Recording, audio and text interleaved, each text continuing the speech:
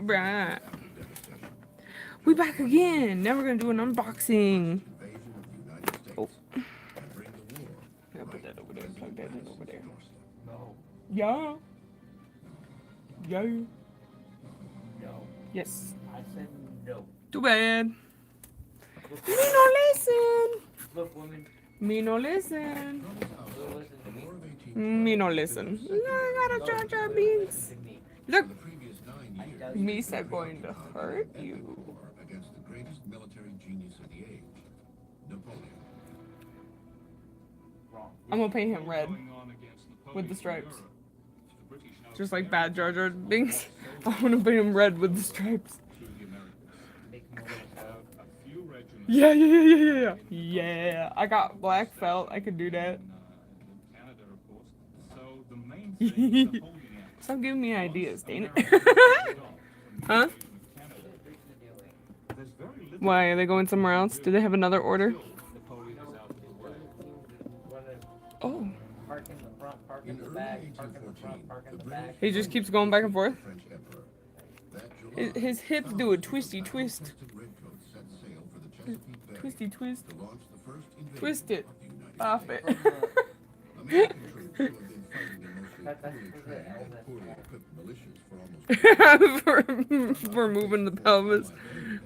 Pelvis Elvis. the British have great respect for The new Elvis the Pelvis doll. Oh, look at him! Sex shop near you. Oh my.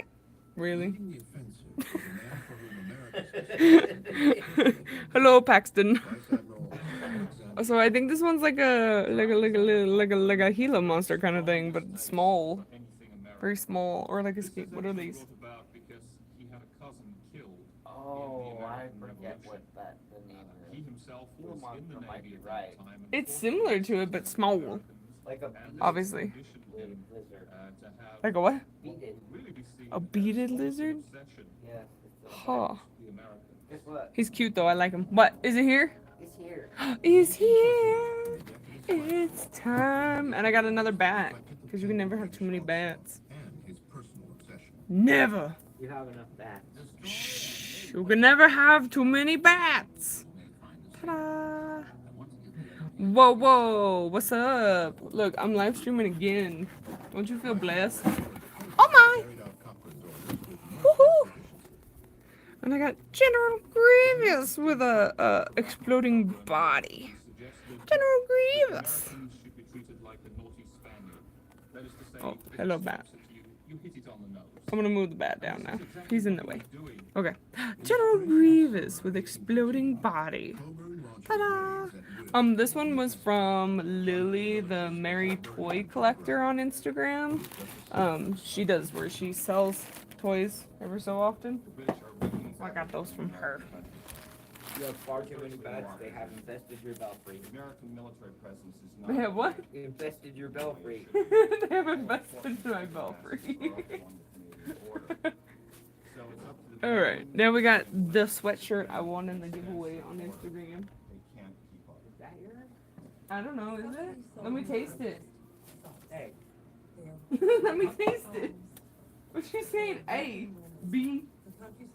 Why you gotta like trying to like drink my shake? I'm not. I'm hoping to drink my shake. The fear of more British raids and news of thousands of Yep, it's mine. on the way soon reaches the capital. It's This new coffee. attack is a complete surprise for Matthew. Coffee. Did you get the ice Is cream? in turmoil, and he hesitates to act, mainly because of one man. Freezer. Oh, you put it in the freezer? the capital remained under Because you're gonna focus on the shake right now? He was one of those characters history throws up time and time again. Men who Yes, you believe are that hashtag what's blessed. best for everybody else, even when reality Everybody in the chat. For being present. Yeah, I'm blessing them. I don't have the authority to do that. I'm just doing it. Oh, I do that. I know you do. I know you do. I don't. So they also give me a sticker too. They sent me a sticker. And overrides arms. And it's the same thing. It's a Furby spiral, but on a black background. An area encompassing Whoa. Oh man, that is like Spacious. Heck yeah. aid this new defense. Woohoo! Very little real power. There it is, guys. And it doesn't help to have Woohoo! a secretary Hello, Heidi. without cooperating. I tried to make a motorized fan. I failed horribly. Oh no. Ooh, it's soft inside. Ooh! Secretary of It's War far too warm to wear this, but I'm gonna put it on right now. and Virginia, unless the dire Soon it will be cold enough. not that soon. And then the winter clothes can come out. Soon? That's still soon. That's still soon. Maryland, less than 25 miles. Maybe not that soon, but it's still soon. Mwah. I will hurt you. Itself is like tethered prey. Why? Why would you do that? Began the march west. What have I done to you? Here, You're telling me winter's coming overtaken soon. by terror in Washington. And Yeah, winter is coming. pandemonium. At the end of the year. This is a defenseless. Comes every year. Just like Santa. In the chaos consuming the capital, Yeah, just like President Santa. Trump issued 2 orders. Concentrate troops as quickly as possible and remove all government papers. It's from tie-dye. for safekeeping. Traditional tie-dye is gonna be gay, dude. That task falls to clerk Steve Pleasanton. Ta-da! He hurries to buy See, look. cornfield linen, which he orders cut with Furby some spiral. and 'Cause we're all into spiraling, the right? others gently put Aw. beneath the Declaration of Independence, Brah. Constitution, That was it. That's all I wanted to do. Oh, it zoomed in. While this is being done, the You- Secretary of War look. I got General Grievous. being an alarmist, An exploding body. unintimidated, says that it's more prudent to try and protect the documents of the revolutionary government. Seems to be the only person not fleeing or trying to defend Washington. At the seat of power, cabinet members leave the Capitol and head into the city. Secretary of State James Monroe volunteers. I'm like trying to think of it. If there's anything else I want to do. President rides into the countryside to rally the troops. Oh, probably work on this next. General Winder rushes That'll be my next thing. desperate I'm gonna work on this. to determine where the British will strike. Yoop. With each new report, he exhausts his men with countermarches. General Hush. Winder decides to make a Hush. stand to defend Washington 10 miles from the White House. And here on the eastern branch of the Potomac is where the fate of Washington is going to be decided. I'm gonna have my sandpaper. Winder makes his stand at Bladensburg, Maryland, just 6 miles from Washington. What will be one of the most There we go. notorious American military Found it. embarrassments of the entire war. Sand it down and paint it. There, on August 24th, is hastily gathered Ba-doo, military ba-doo, ba-doo. commanders face off against United troops under Major General Robert Ross, the commander of the land-based invasion force. Titanium what? In many ways is the ideal combat. We're gonna do some titanium what? He's brave. I'm gonna just start doing this like Bob Ross. Troops. He doesn't Some lamp black he's not and some titanium what? On Ross's order, That's how Bob Ross says what. the first of 3 American Titanium what? I don't think He kinda does. so. It's not that pronounced. It's not that pronounced. What? They quickly Are you outflanked joking with me right now? You just had to go and bring that up, didn't the you? British moved Wow. That was traumatizing. Despite this deadly onslaught, I don't think he said the anything second for line a begins while. to break. Damn. Rude. Most of the British soldiers under What? Ross were We could veterans come of up the and Peninsula. ask him. They've been up against some of the best troops in the world, the French. Thank you, Heidi. Amazed, however, at how slight the resistance is from the What? Americans. What?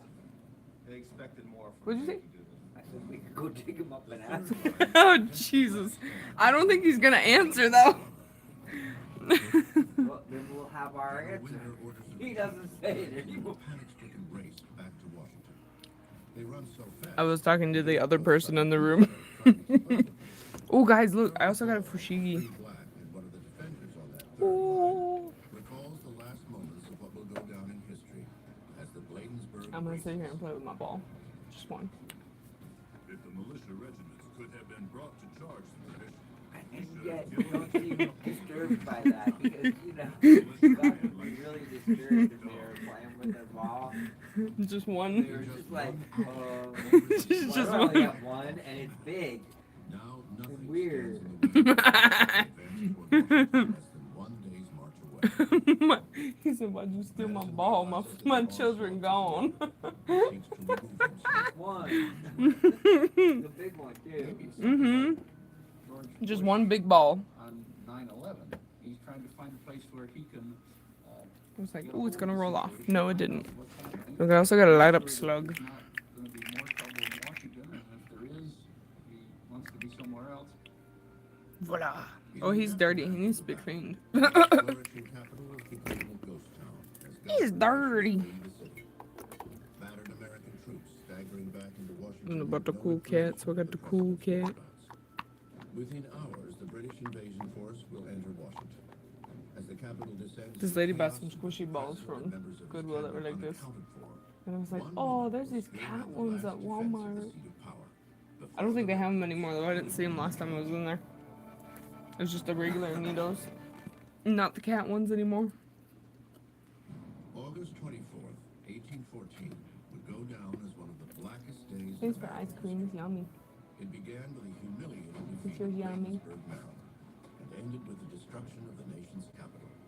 The events of this one day would test the mettle of a young nation Okay. and provide some of the most memorable moments in America's so-called forgotten war.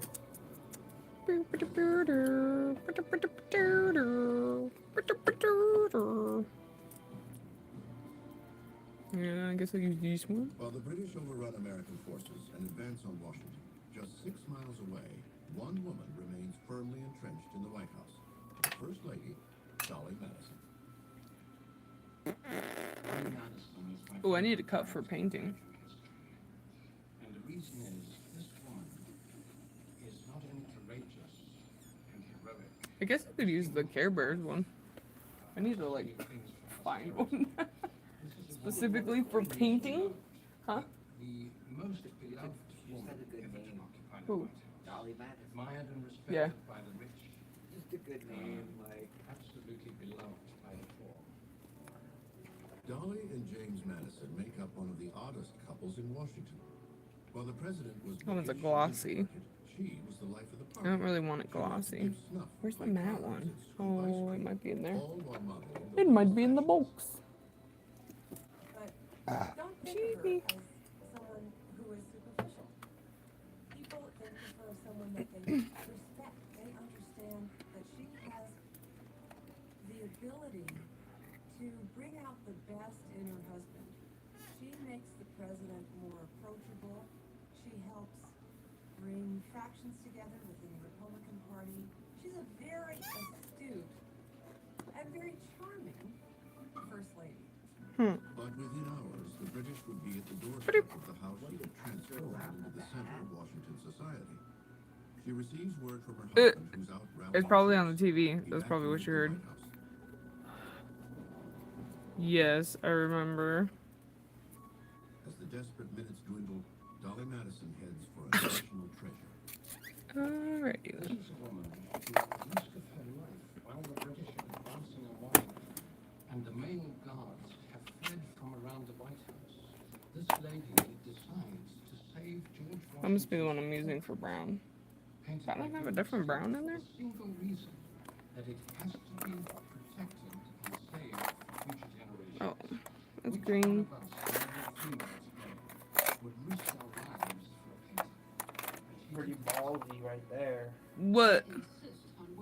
After all of soldiers and everybody had already left, Dolly Madison stayed at the White House.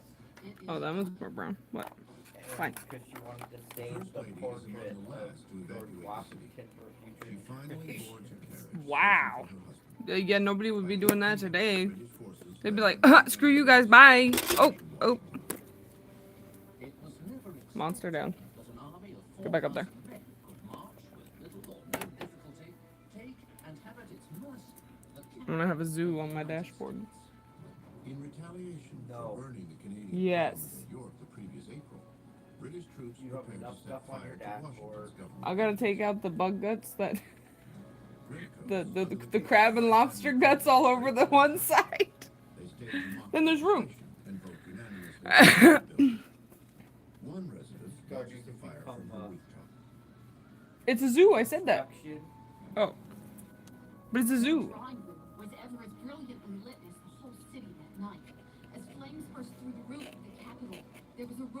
What? Yes, they At would about have 10:30 it on p.m., fire. the men move on to another key government target, the White House. Hmm? In the dining room, they Burn find down a the table set. castle. Oh, yeah? Coburn orders wine poured, and in a sarcastic toast to the president, drinks to Wow. Jenny's health. They're just Soldiers reaching up in there room, and grabbing grabbing pieces. souvenirs, including a ceremonial sword and a pair of God, just rhinestone reach up buckles. in there and grab something. Even Major General Ross pockets President Madison's Good love night. letters to Dolly. What?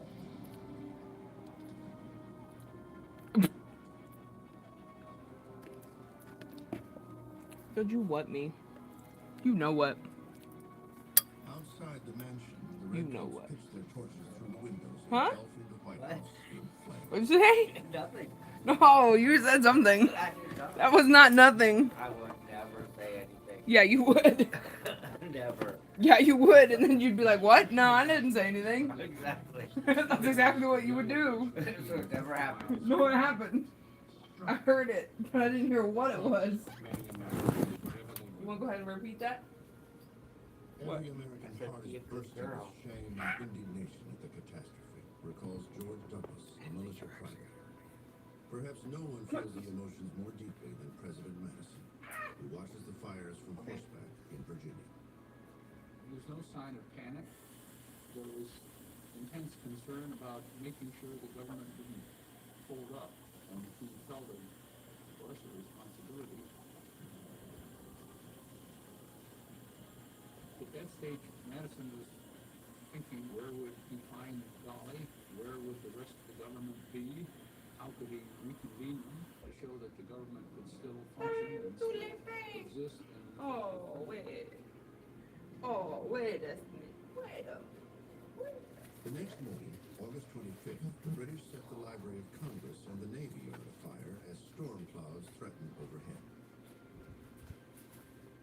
But at 2 o'clock that afternoon, two events would transform a burning Washington into a scene beyond comprehension.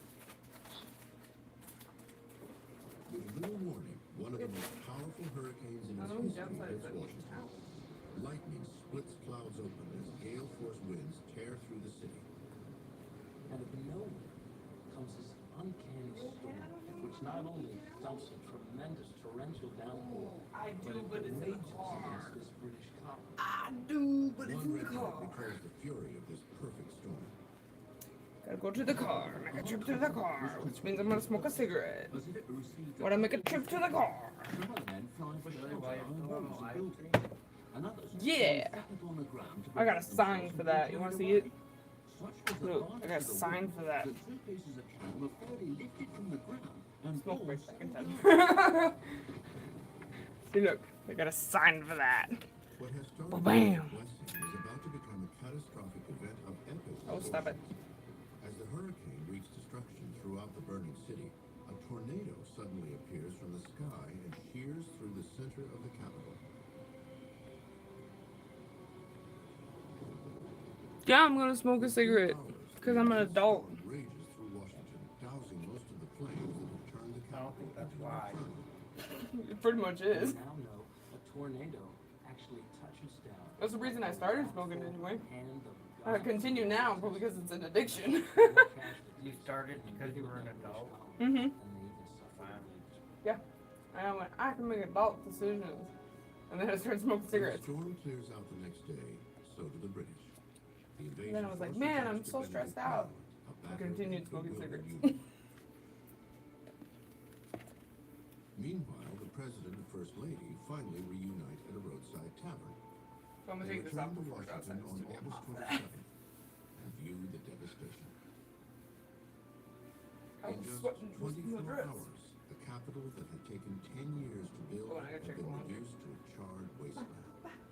The White House is now a smoldering Your Contra said he roofless doesn't shell. want to be alone, but Madison's you're gonna have to realized suffer, that man. they I'm would gonna never tell live you. there again.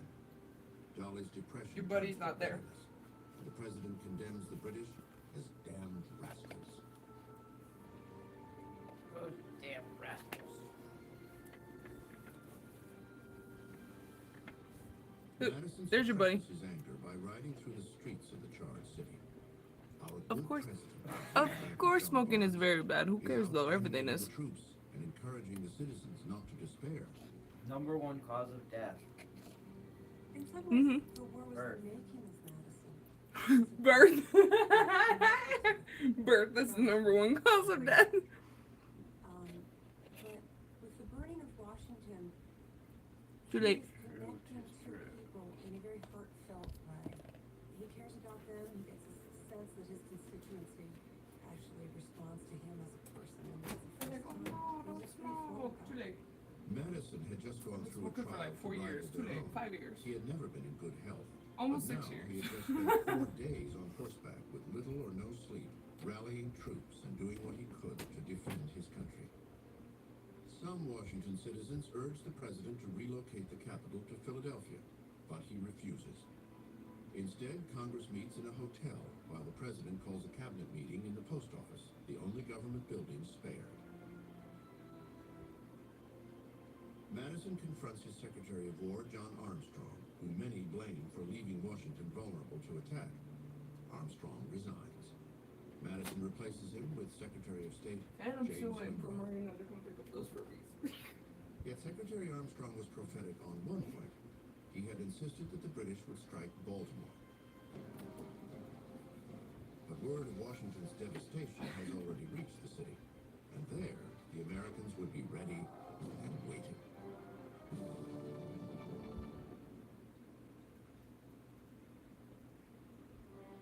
September 10th, 1814.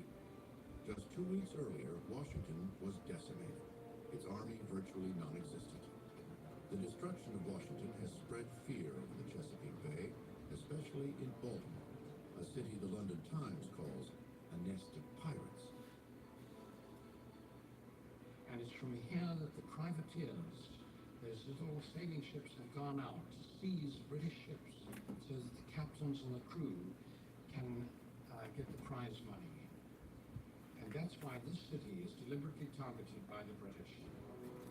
Baltimore had seen violent anti-war demonstrations 2 years earlier, but now the city finally galvanizes and prepares for an attack. George Douglas, a local merchant, expresses the view of many. The horrible mismanagement at Washington has taught us a useful lesson, and we must be worse than stupid if we do not make proper use of it. The city's leaders appoint Samuel Smith, a Revolutionary War veteran and the Major General of the Maryland Militia, to lead Baltimore's defenses. Sam Smith's in an interesting position. His job is to grab them by the lapels and to shake them out of that sense of dread and that sense of doom and that sense of defeat, and to challenge them to believe enough in themselves and in their neighbors that this is Unemployed the phone. My phone's gonna die. this is all the more Right. this is step up. This is either our beginning or our end as a country. Smith's appointment. When you pay my bills, you can tell me how to live my life. To William Winder, You don't pay the my bills. commander of Washington, Smith represents a more direct threat to his authority than the British. But Smith wants to avoid another disaster. And that means Winder must go. Winder, being a regular officer, now knowing that he's being usurped by a militia officer, naturally becomes incensed. Sam Smith is not one to be easily exposed with. And so when Winder begins to protest, to cut to the chase, Smith says, "I'm telling you how the cabbage gets chewed." And at that point, there's this done deal. With Winder out of the way, Smith takes advantage of the British Army's slow advance to rally the entire city and bolster Baltimore's defenses. Merchant George Douglas notes the city's dramatic transformation. At least a mile of entrenchments with suitable batteries were raised as if by magic, at which are now working all sorts of people, old and young, white and black. They worked together, building the earthworks, protecting their livelihood. They knew at the last minute what they faced if the British took over their city. The responsibility of galvanizing the American military presence falls to a young commander, Major George Armistead. He already knows what will be the target of a naval attack, Fort McHenry in Baltimore Harbor. Major George Armistead. 38 years old, artillery officer. Armistead is ordered to Fort McHenry by the Secretary of War. Fort McHenry guards the entrance to the city of Baltimore. This is the key defense, and this is our vital blow for Armistead to take command, and he loses no time in making defense preparations. Those efforts now include turning to the people of Baltimore once again and asking them to make the supreme sacrifice for their city. Think about the merchants of Baltimore. They were willing to sink their own ships, their livelihood, to protect the harbor of Baltimore. With these sunken hulks in the harbor, the British warships could not get any closer. They created a man-made reef that protected the rest of the city. Armistead immediately orders 2 tiers of earthen shore batteries built and the mounting of 60 artillery pieces. We are ready, except that we have no suitable ensign to display over the fort. And it is my desire to have a flag so large that the British will have no difficulty in seeing it from a distance. Armistead sends an order for a large garrison flag and a smaller banner known as a storm flag to Mary Pickersgill, a maker of colors in Baltimore. The War Department pays her $574.44 for the 2 flags. The larger one, made of light wool bunting, measures 30 feet by 42 feet. This was one very large flag. It took more than Mary Pickersgill to pull this off. There were 7 women living in that house with her, and her daughter Caroline relates the story in a letter she writes. The flag is so very large. My mother was obliged to obtain permission from the proprietors of the Clackett's Brewery to spread in their malt house. And I remember seeing my mother down on the floor placing the stars. My mother worked many nights until 12 o'clock to complete it in a given time. Soldiers hoist the new stars and stripes over Fort McHenry, capping the defensive preparations of Baltimore. As the largest flag in the country, it satisfies Major Armistead's order. The British will have no difficulty in seeing it. By 10 o'clock p.m. on September 10th, the city settles in. The entire area shrouded in an eerie silence. Everyone in Baltimore is aware of what is at stake. Now, the only thing they can do is wait. I'll never have a cigarette. It's hot. At noon, an alarm cannon blasts a warning to the city, shattering the quiet of a Sunday I found the afternoon. white bread.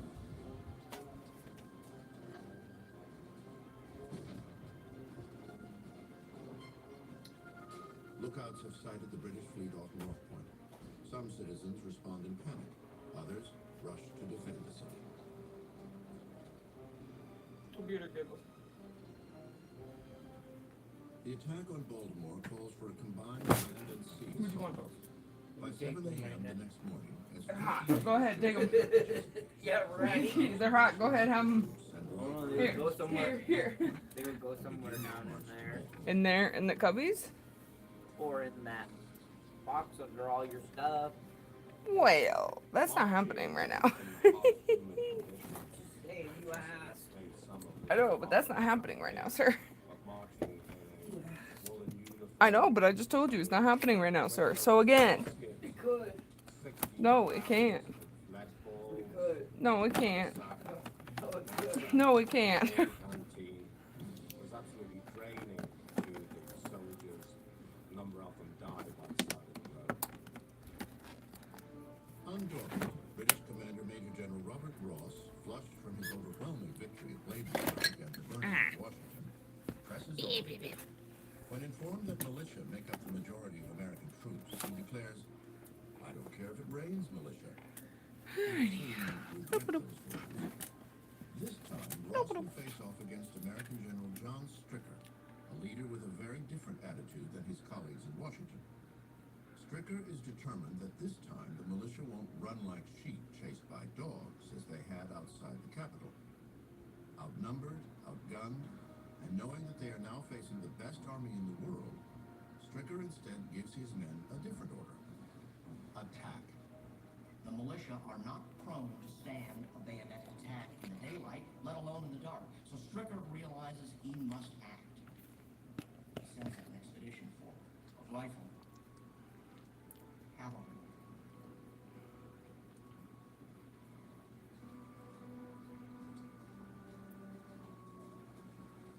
They detect the British, and they begin to fire. The Battle of North Point is now achieved.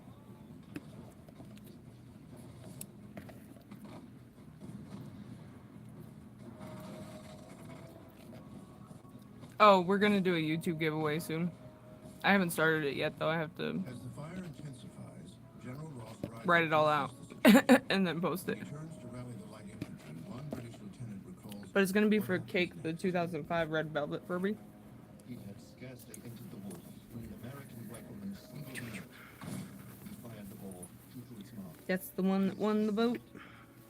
An anonymous sniper strikes down Hot. the commander of the British land forces. Hot. Ross falls from his horse. Hot.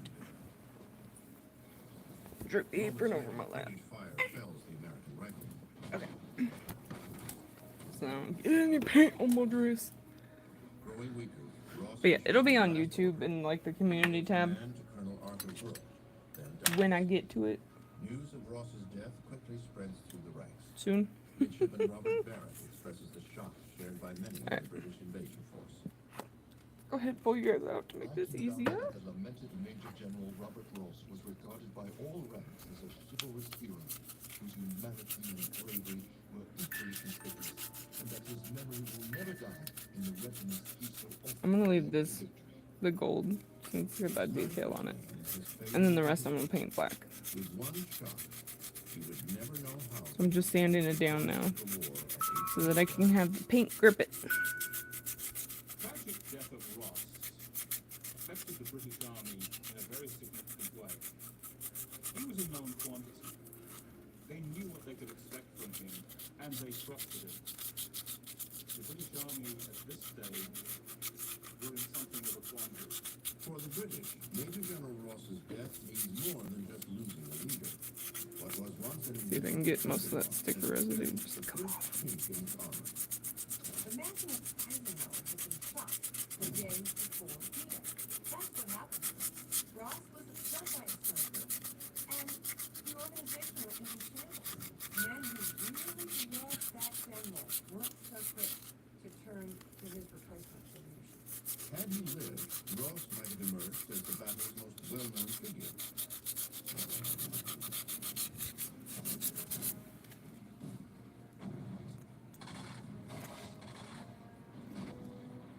I'm not your monkey. Don't be telling me dance monkey dance. It's not happening. Lawyer detained on an American truce vessel several miles away. His name, Francis Scott Key.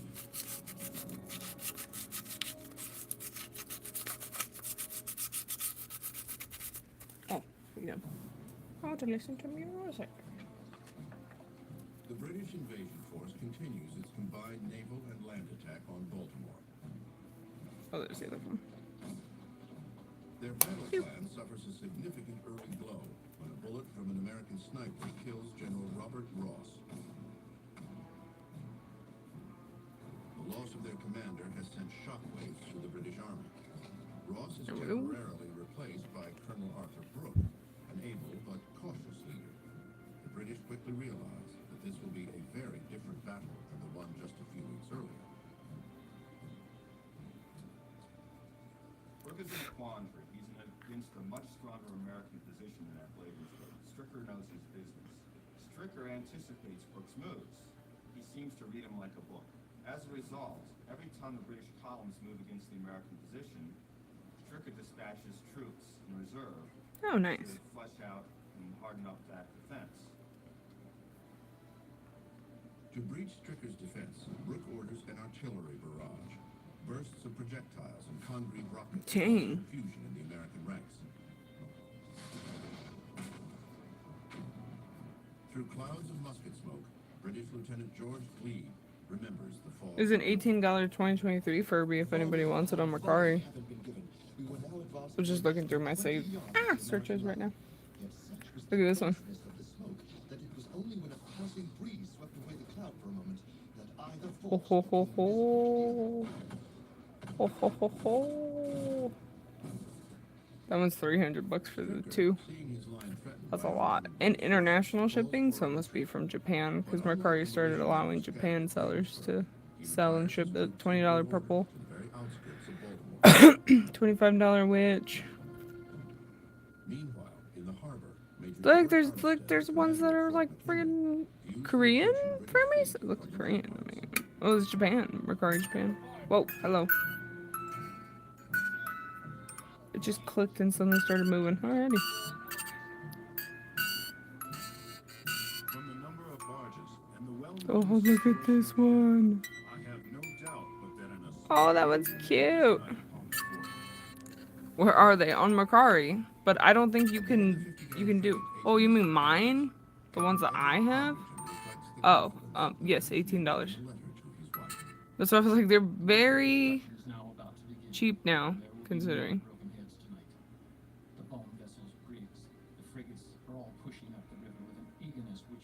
Well, I have tie-dyes over here.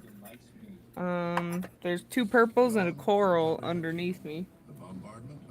Somewhere. Oh, they're over here on the side.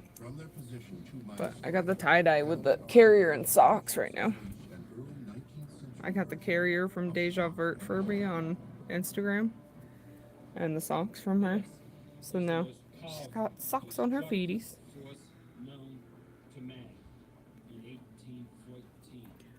For free? Oh wow. Nice. I think the 2023s are worth buying if you don't buy them full price. I don't think they're worth the full price. But I think they're worth buying if you're not paying full price for them. Feel the power of the British artillery volleys. A local newspaper reports. The houses in the city were shaken to their foundations. For never, perhaps from the time of invention of cannon to the present day, where number of pieces fired was so rapid. Nope. But yeah, so here's my tie-dye. 2023. Francis Scott Key watches the bombardment aboard an American I have them. They're just all over the place. There's the Galaxy one is over in a box. Chesapeake Bay to secure the release of a friend. Before they can leave, the bombardment of Fort McHenry begins, and they're trapped.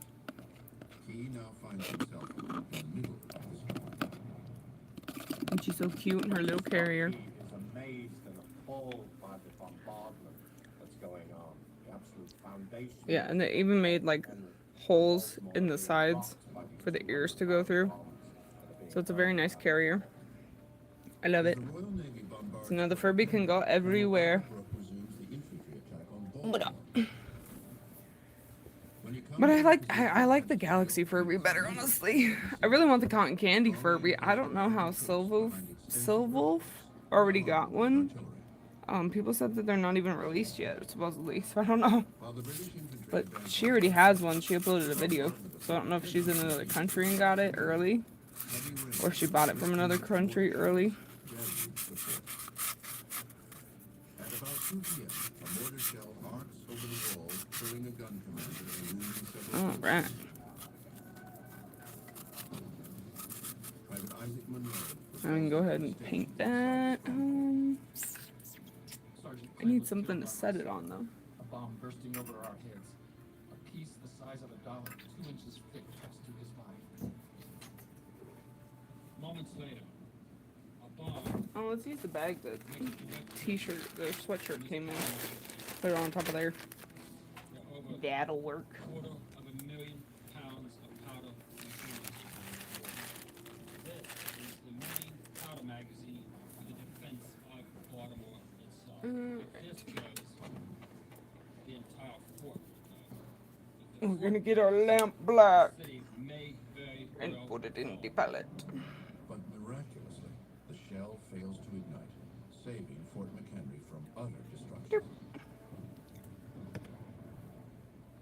And then once we have the black, probably a couple layers have dried. And then we'll go in with the titanium white and By nightfall, the bombardment has lasted. put the writing down. The sky over Fort McHenry is ablaze with light. Oh, actually, I want a bigger one than this, probably. Thunderclaps and artillery blasts shake shake and rattle all I just thought Baltimore. about that. I probably One want a US bigger Marine one than is this. awestruck by the dazzling but deadly sound and light show. I think the handsomest sight I ever saw was during the bombardment, to see the bombs and rockets fly. An order comes to extinguish the lights in all of Baltimore to prevent the British from seeing any strategic landmarks. Now, only the periodic flashes of lightning and exploding rockets illuminate Fort McHenry. Inside, Major Armistead and his men know they must hold out. The fate of the city, Yeah, perhaps they the look good. nation itself, is in their hands. So The only actually, way I'm gonna Francis get a Scott Key bigger and the one people for of Baltimore this, will know if they're successful. and then use that If small the one flag for above the fort still waves, the writing. watch, hope, Doo, doo, doo. and wait. Oh, where's my paintbrush stand thingy? Ah, I literally have a thing for this. And I don't know where it is. It's somewhere in my boxes. One British midshipman recalls the artillery attack. All the night, the bombardment continued with unabated vigor. The hissing of rockets and the fiery shells floated in the air, threatening destruction as they fell. Whilst to add solemnity to this scene of devastation, the rain fell in torrents. The thunder broke in mighty peals after each successive flash of lightning. I don't know, if you don't really have it, then probably don't buy the 2023. Major George Armistead's men returned. Hi, Danger, Miss Bloomy. How are you? Means we had of directing our fire A loud lime. of their rockets and the flashes of their guns. Those citizens of Baltimore who Yeah, Furby baby. fled the city look A on custom in awe Furby, I and think? I don't know horror. if it's real. Well, there's lime Furby babies, and certain factories would probably be Throughout the night, he louder paced than the others. deck of his ship in the darkness, So, hoping the yeah. explosions would continue. Because if there's silence, What brush do I want for this?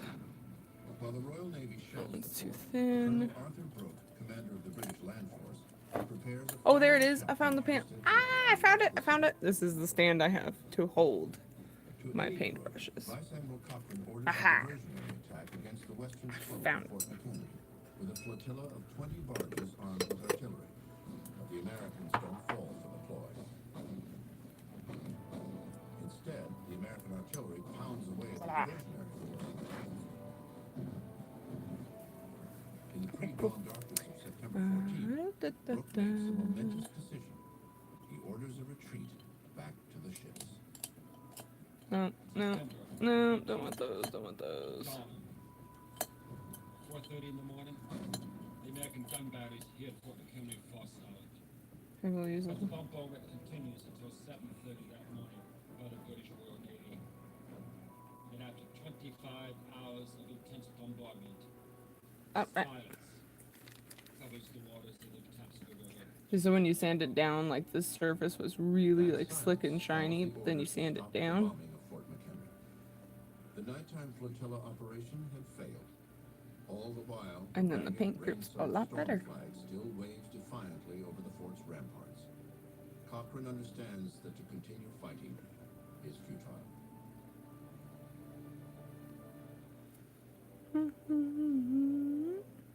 One by one, each British warship that only minutes before had unleashed an unprecedented eruption of artillery and rocket fire now weighs anchor and quietly sets sail into the morning mist. An American officer recalls the sight. The enemy has been severely drubbed, as well by his army and his navy, and now it is retiring down the river after expending many tons of shot, from 1,800 to 2,000 shells, and at least 700 or 800 rockets. It is a moment to remember. It is a moment now that will define the importance of Fort McHenry in the War of 1812, because something is about to happen. Major Armistead quickly replaces the tattered storm flag by hoisting, as one British observer noted, a most superb and splendid ensign on the battery. The enemy has no trouble seeing it.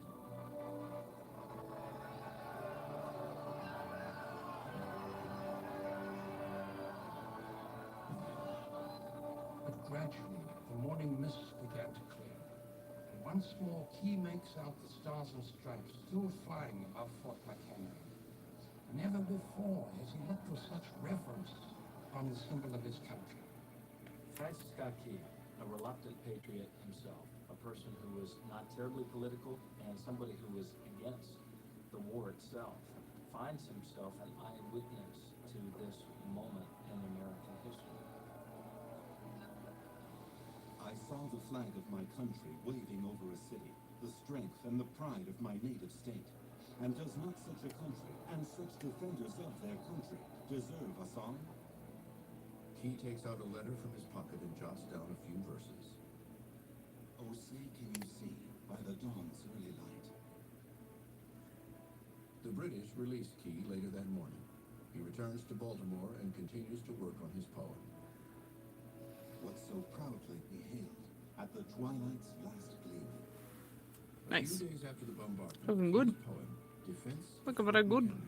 is printed on handbills and distributed throughout Baltimore. The 2 Furblets. Nice. Stripes and bright stars. Through Which the 2 do you have? Or the ramparts we watched were so gallantly streaming. The poem is put to the melody of Oh, I'm sorry, Teddy Ruxpin lover. a popular British drinking song from the late 1700s. And the That sucks. red glare, the bombs bursting in air, gave proof through the night that our Melanie and Lovely, are those the 2 that you have? In November Ah, 1814, nice. The song is published in Baltimore as the Star-Spangled Banner. Soon other cities publish the song and it gains popularity. Oh, say does that star-spangled banner yet wave? Congress officially approves the song as the national anthem in 1931. For the land of the free Wow. and the home of the brave.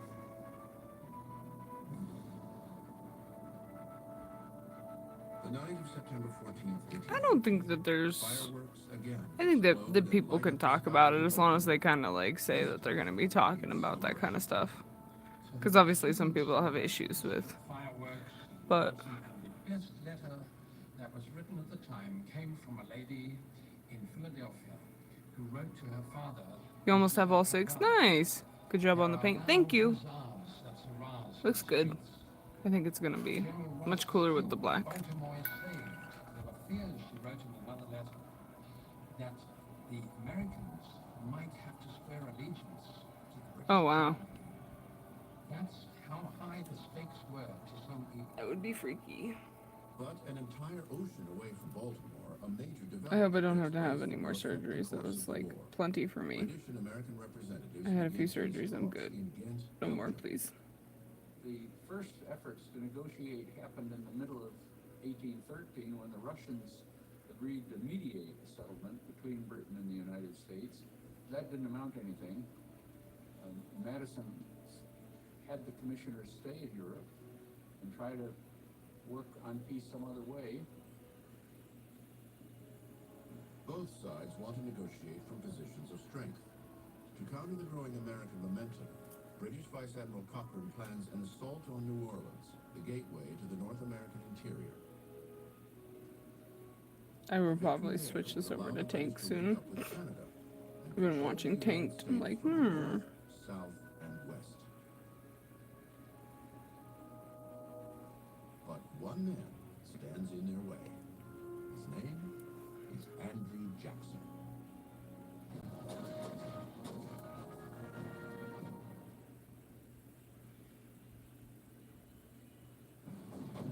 In December 1814, events on and off the battlefield will take the War of 1812 into an unprecedented direction. While representatives of the U.S. and Great Britain continue to negotiate a peace agreement in Ghent, Belgium, anti-war Federalists from New England meet in Hartford, Connecticut, to discuss an alarming idea: secession from the United States. A country under attack Alright, now I'm gonna hold it on the is bottom. now threatened by its own people. For the Madison administration, it is nothing short of a crisis. They knew that British agents were in Hartford talking to the New England politicians there, and that there might be a secession movement. It looked like the whole thing might unravel.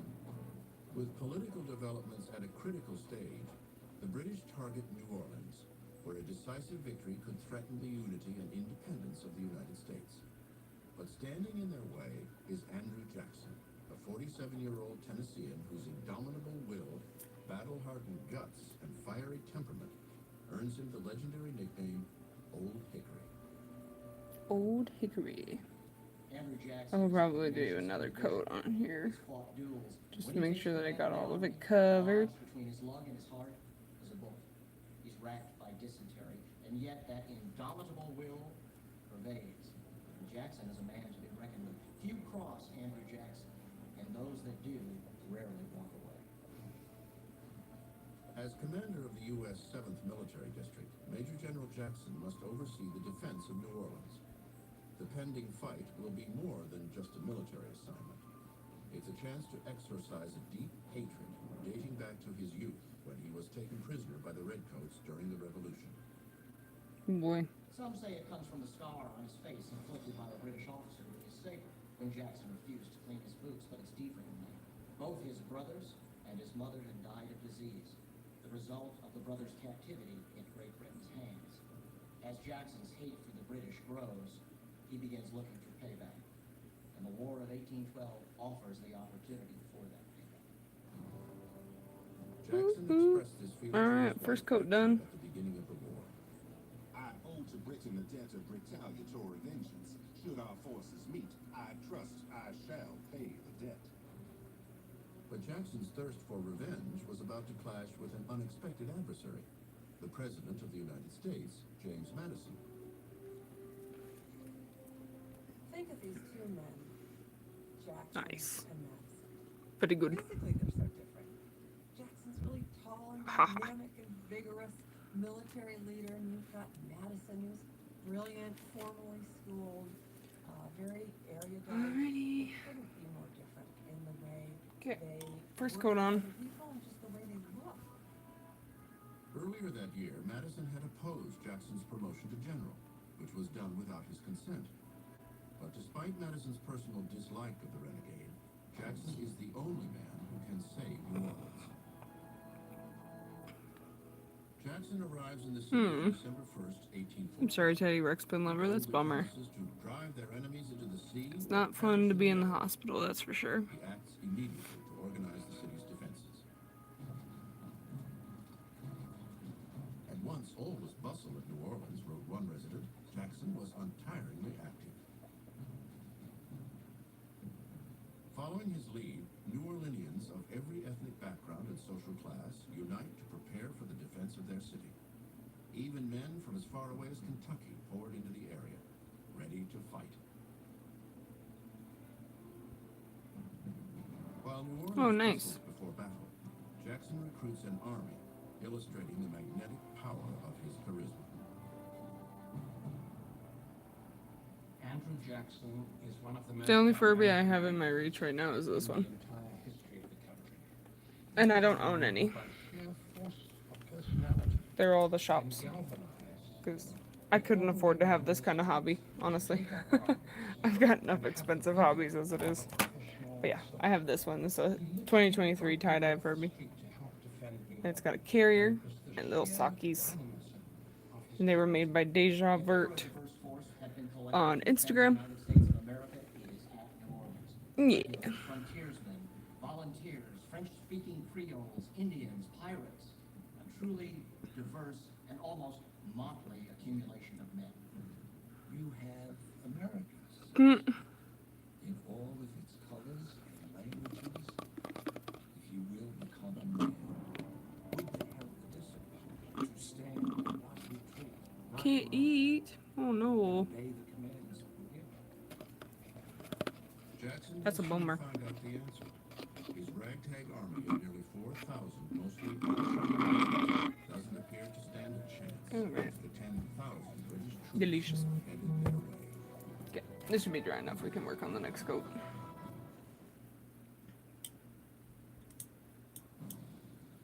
By December 1814, the British invasion force has a new commander of ground forces, Major General Sir Edward Pakenham. Sir Edward Michael Pakenham is one of the most popular officers in the British Army. He's won a great reputation wherever he served. So this is a man who the troops really look up to. On December 12th, fishermen sight the British Armada at the entrance to Lake Bourne. When the news reaches New Orleans, citizens panic, but Jackson doesn't. Instead, he puts the city in lockdown.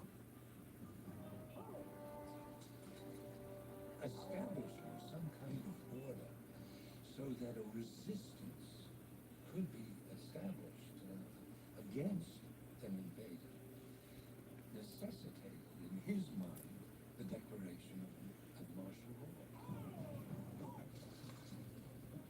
Because he really thought that the native population would cooperate with the British, would just say, take over the city, don't burn it, please. Don't do anything, that would harm us. And Andrew Jackson was determined, I think, to burn the city himself if necessary. But he wanted those people to stand with him, behind him, to repel the British invasion. On December 14th, as the British advanced towards New Orleans, they engage a small American gunboat flotilla on Lake Bourne. Outnumbered and outgunned, the Americans stand and fight until nearly every man is killed, wounded, or captured. The action slows, but does not deter the juggernaut. An advanced column sludges through swamps and bayous until it reaches the Villeray plantation, about 8 miles from New Orleans. First, the British capture several members of the local militia. Then they decide to wait for the main body of the force to catch up. Instead of heeding the advice of their officers, to press on Wait, and take the Sweet Home defensive city by Alabama surprise. and Werewolves of It's a London mistake have the they same soon regret. sound to them? That's the turning point, I think. Or did I just think this one sounded like Sweet Home Alabama? Many more troops. They should have pressed on. They would have taken the city, I think. But they didn't. Weird. They thought that Jackson had an excess of 20,000. And he had less than 3 or 4,000. But the British command has no option. They are caught between the Mississippi River on one side and a swamp on the other. The only way now is to go straight ahead. So they have to hit the American lines, hit them hard, break the line, and get through. And Jackson is determined to hold that line. And rather than wait for the British to attack, he attacks them first. By the Eternal, they shall not sleep I on think our we're soil. almost done with this Jackson coat. declares when he learns the British are And then only it'll 2 be miles time to away. actually He paint immediately orders on. a force of some 1,500 men to ambush the British camp. The 14-gun Carolina parallels the infantry as it sails down the fog-shrouded Mississippi towards the unsuspecting enemy camp. December 23rd, 7:30 p.m. With only the light of the British campfires to guide them, the guns of the Carolina open fire. The attack, remembers one British soldier, catches the camp completely by surprise. Flash, flash, flash came from the river. The roar of the cannon followed, pouring a perfect shower of grape and round shot into the camp. Following the Carolina strike, the American infantry attack. The fighting in the fog and smoke becomes intense and chaotic.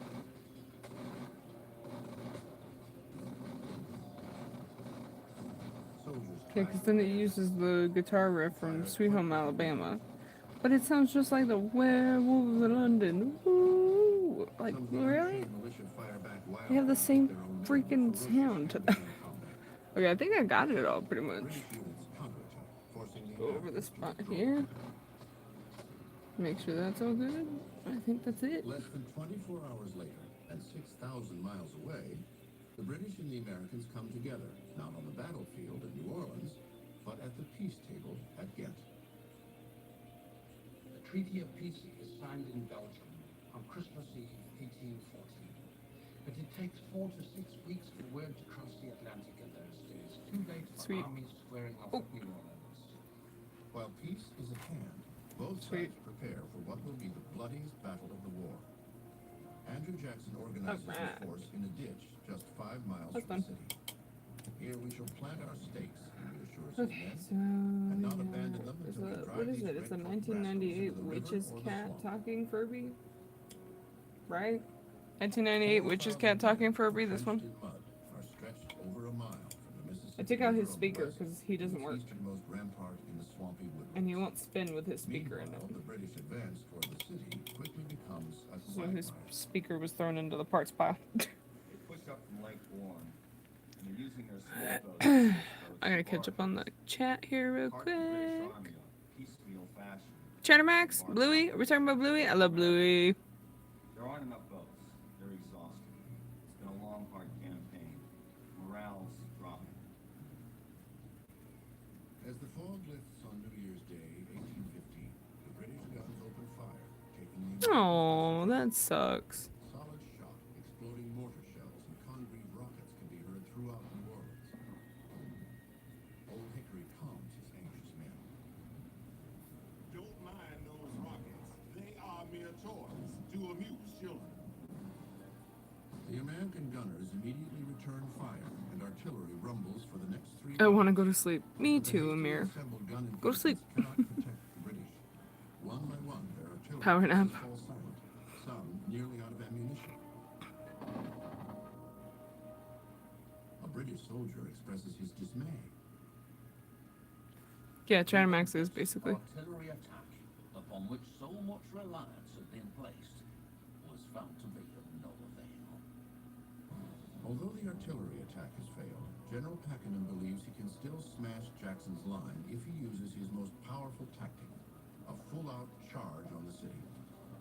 But Jackson will be ready for it, setting the final stage for the Battle of New Orleans.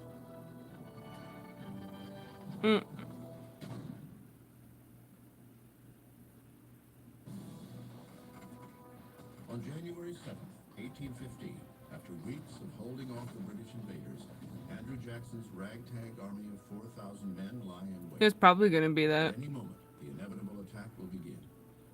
The Battle of New Orleans will be the climactic showdown. Silver's Furby has that. Good night, Amir. Have a good one. Thanks for joining. So you know what I mean. Okay. Yeah, Silver's Furby has that issue too. So they have some tilt sensor issues already. I haven't had any issues with mine, but it's not like I'm using them a ton like other people would. Their morale is extremely So. high because in their mind, they have beaten the British twice. They feel themselves almost invincible. Each man relies on Furbulous day. Bluey theme song. The Bluey theme song's great. Do do do do do do do do do do do do do. Just outside the city, thousands of reinforcements led by General Pakenham intend to Bye. overwhelm the Americans with sheer numbers and take advantage of a glaring weakness in their defense. Jackson's line appears weak. Pretty late for you. Yeesh. They can be easily Oh, turned, alright. at least so it's thought. And if those flanks can be turned, the American line will disintegrate and be rolled up to become untenable. Pakenham devises a well-coordinated attack along the I just noticed that I need to do the bottom. 1,000 men will cross the Mississippi on the west bank, attack the American Just the bottom artillery edge. batteries, and turn the guns on Jackson's own men. With the West Bank taken, I'm not doing the rest of the bottom. Just the bottom edge. his main attack. He has 3 columns. On his left, General Keane will create a diversion. On his right, General Gibbs will have the main column of attack and will have the job of storming over Line Jackson and taking that position. Down the center, General Lambert will bring up a column of reserve. He'll be there to throw his weight behind whatever action needs more troops. Pakenham's plan is aggressive, but it's too complicated. He's got too many columns moving forward, and everything has got to be timed to perfection.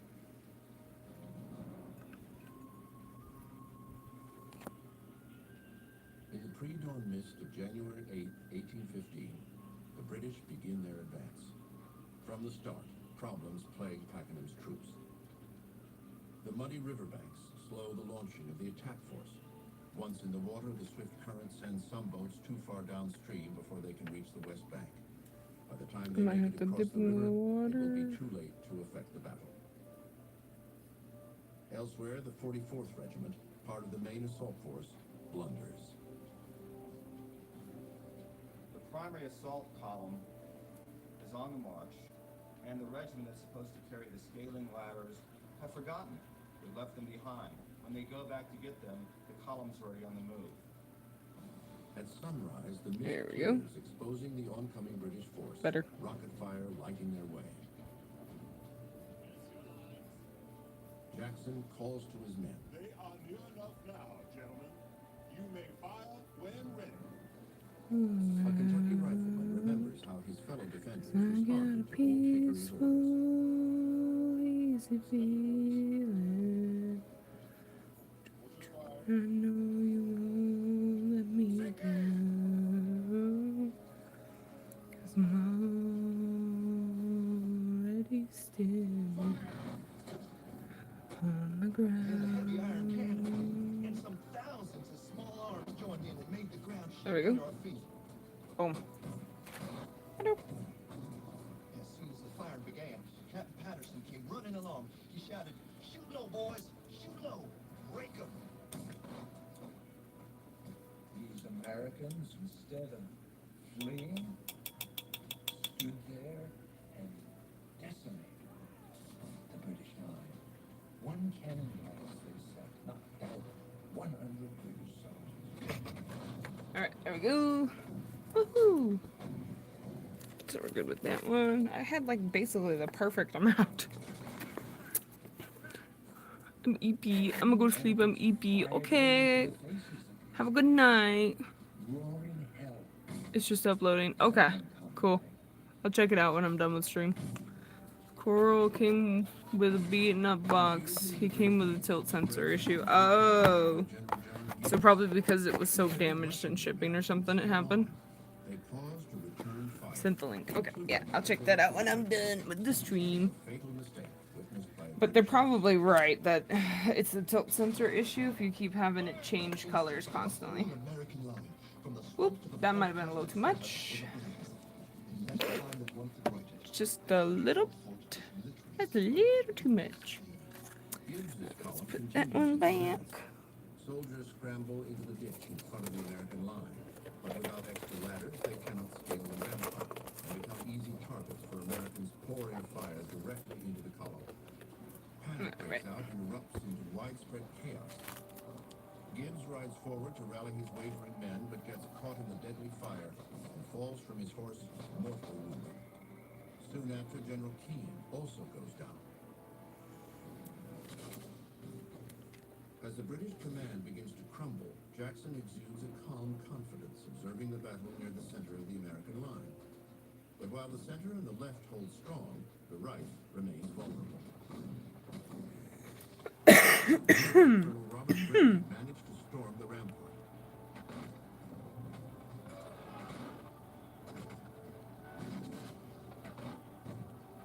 Bayonets clash and gunshots fire at point-blank range in hand-to-hand fighting. At this crucial point in the battle, the British have their best chance to break through the American line. But without reinforcements, Rennie is a dead man as soon as he begins his charge. The commanders of the two primary columns have been mortally wounded or killed. Other Is it in people- 1998, guys? Please help me. Hankingham moves forward to try and Actually, I can look it up on my phone. Hold on. He's hit in the knee. His horse is killed. His aide puts him another horse. But another round of grape shot rings out. 1998 Talking Furby. This time, it's fatal. He's hit through the arm. It did not want to type Furby, it said for me. Okay. The ground dying. British Army has lost its command. In just 20 minutes, the British High Command has been... Oh, keychain. The survivors realize they will never reach New Orleans and halt the attack. Improbably, Old Hickory's ragtag army Welcome back. trounced the world's best fighting force in little more than 2 hours. Yep, there it is. That one. Do you build me a buttercup, baby? A pink one came in a bike helmet and water bottle set. What? That's cool. Oh, there it is. Their arms and legs started to come That's cool. They have a similar design to the McFurby's keychains. Buttercup, don't break my heart. Okay. So yeah, it's the Talking Keychain plush. And it's 1990 what? More than 2,000 British soldiers 99? killed, wounded, 99. missing, or taken prisoner. Okay, we put 99 on it then. Americans report only 13 dead and several dozen wounded. 1999. There has never been in the annals of military history such a lopsided victory as Andrew Jackson had in 1999. defeating the British. It made no sense. Who could believe such a victory? It proved to the American people for all time that by God they did have the ability and the will and the leadership to defeat any country that might try to invade us. It had been in question. No more. Thanks to General Andrew Jackson and the men and women who fought the battle for us. On February 4th, nearly 4 weeks after the battle, news of the victory reaches Washington. The capital goes wild. Glory be to God that the barbarians have been defeated, blared a local newspaper. Glory to Jackson. Glory to the militia, sons of freedom, benefactors of your country. All hail. There's a new sense of national pride. There's a patriotic fervor where There we they're go. voicing things of American virtue, American purity, and American values as they had not done since the Revolution. 9 days later, the peace delegation returns to Washington with the Treaty of Ghent, formally ending the War of 1812. The terms of the treaty merely restored territorial boundaries and maritime rights to what they were before the conflict. Ironically, the treaty doesn't resolve the chief cause, impressment, which had ceased to be an issue with the end of the Napoleonic War. Congress ratifies the treaty on February 17th. This War of 1812 started for seemingly such small reasons will end up defining modern America. This war will confirm manifest destiny. It will lead America into the new age. The result of the war enormously changed the capacity of the United States to exist as an independent country under a Republican Constitution. John Adams himself said that Madison's conduct of the war and the way it ended gained more glory for the country than all of his three predecessors put together. John Adams was not used to getting praise when it wasn't deserved. Both James Madison and Andrew Jackson, unlikely allies, are hailed as heroes. Despite their flaws, the strengths of these two men would reverberate far beyond the War of 1812. Together, they would embody the personification of a new republic. These two very different men are able to bring Americans together and help them. Ooh, I can turn my alarm off for tomorrow because I don't have to be to work till 2:30. Because their leadership and their It'll be my first time working super duper late. broad spectrum when you put them together. That's going to be the future of America. News of the victory spreads a euphoric nationalism throughout the country. But not everyone is celebrating. Those who oppose the war are about to pay dearly. The Federalist delegates who had pushed for secession are labeled as traitors. But for Andrew Jackson, the savior of New Orleans, his heroic exploits catapult him from the battlefield to the White House as the nation's 7th president in 1829. His election confirms the coming of age of a new America, forged by men who shaped the times through which they passed. The War of 1812 shouldn't be forgotten, because that's a turning point in the development of American democracy, American government, the American sense of who we are. It was the one moment that we needed psychologically to prove that we had a right to exist as an independent and Am I gonna be able to fit it all? I don't think so. After the War of 1812, we proved we were here to stay. And that's why I think it should be remembered by all Americans today. History remembers the War of 1812 as the Forgotten War. It is a story of courage, endurance, and a little bit of luck. Forged by fire, united by will, a young nation defied the odds and won. Hold on, I'm gonna get it. I'm gonna get the end. Right in the end.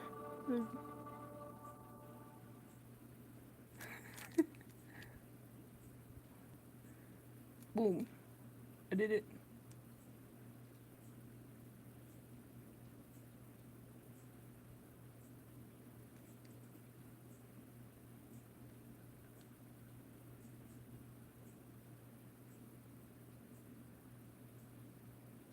Oop, that one just blended in like an O almost. Yeah, well. Close enough. It is what it is. People will probably face it with the sign that says what it is anyway.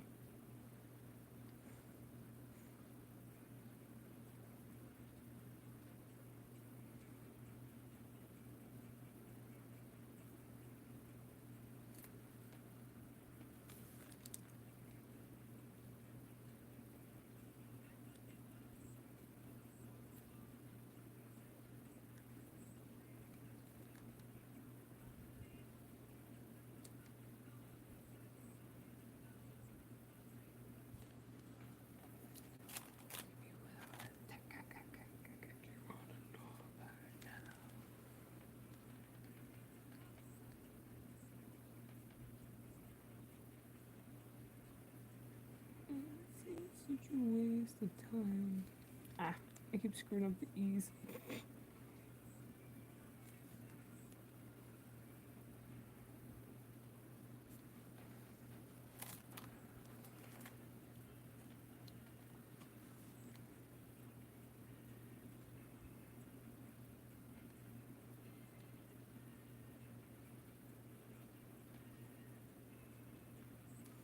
I'm gonna find my Mod Podge to use. Is it just you now, Danger? 1999. Fix Furbies and sell them out so people can buy them. That'll be cool. I'm going live soon. Is it only me and her? I think so. 2. Uh-huh. That happens. It's just, you know, constantly like people will come in and then dip out. They'll be like, okay, I'm done. It's fine.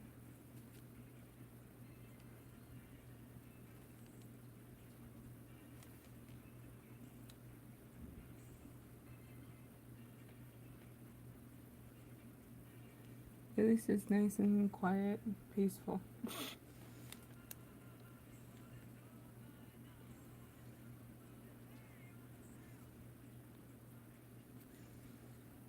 Get for your money.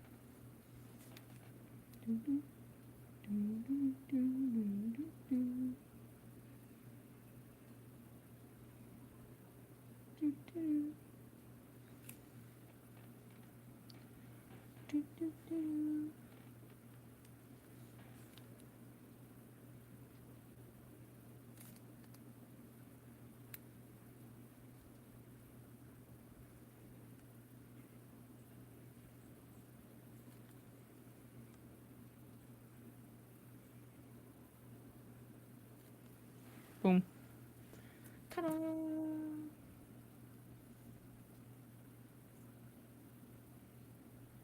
Okay, I definitely put way too much white on the palette. Oh well. Boom.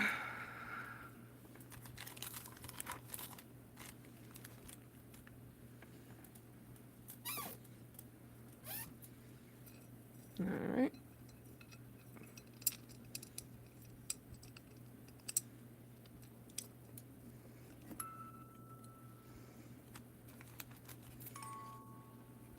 Boom.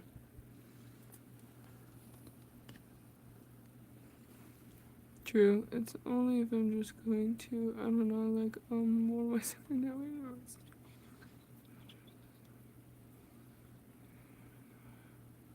Yeah. Yeah, definitely. It's more cutesy and a lot less creepy. I still have people tell me that Furbies creep them out and all these things, you know. Stories about it, and it's like, yeah.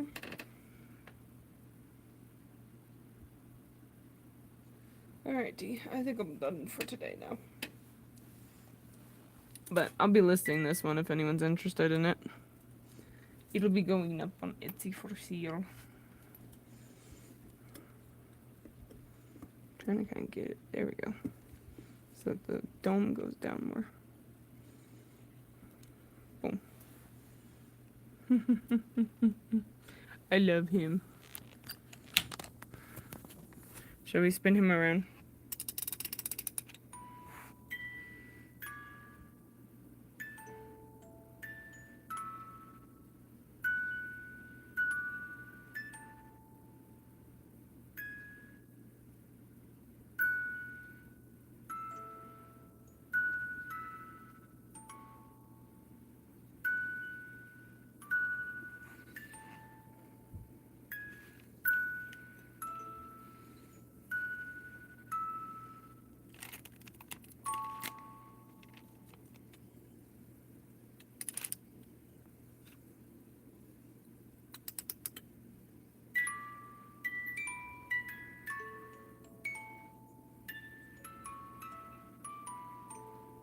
I can sit here and kind of push it and make it go faster.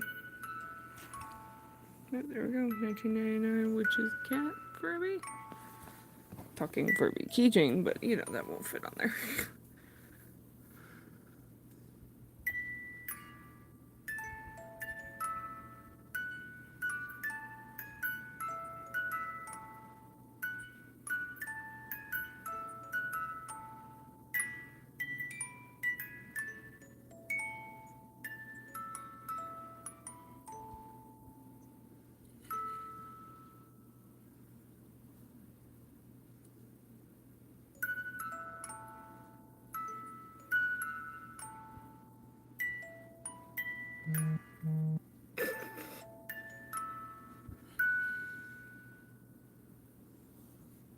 Yeah, it's kind of a contrast with how relaxing it sounds and how creepy and disturbing the Furby is. So, that works out. Alright. I'm gonna go ahead and end it here, guys. Thank you for hanging out. Subscribe if you haven't already. Like the video, all that fun stuff. And I'll see you guys in the next one. I still have more Furbies to finish repairing.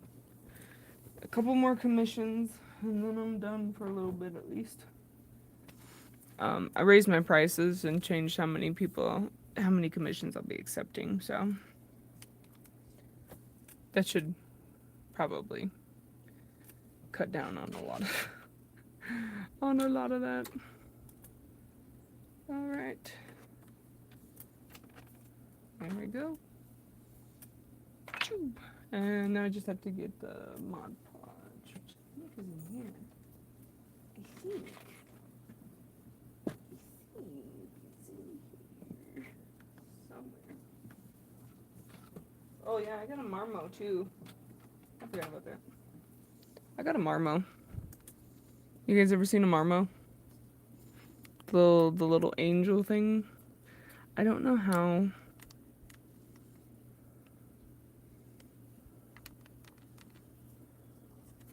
Like, I have such an issue with this because it's like I put the case on, but then it doesn't really work, I guess. There we go.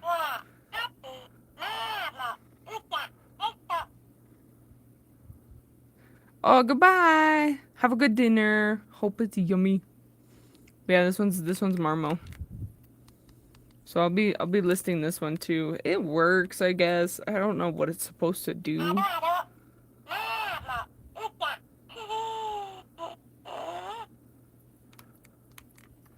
Like, I don't know what it's really supposed to do.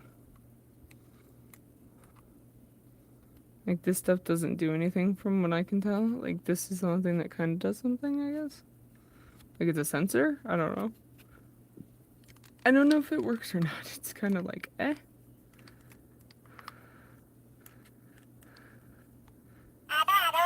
And it's got actual, like, doll hair. So I'll be listing this Marmo. Comes with the box and instructions, too.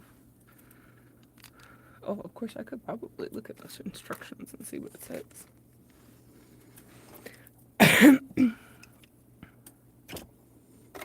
There ain't no easy way out.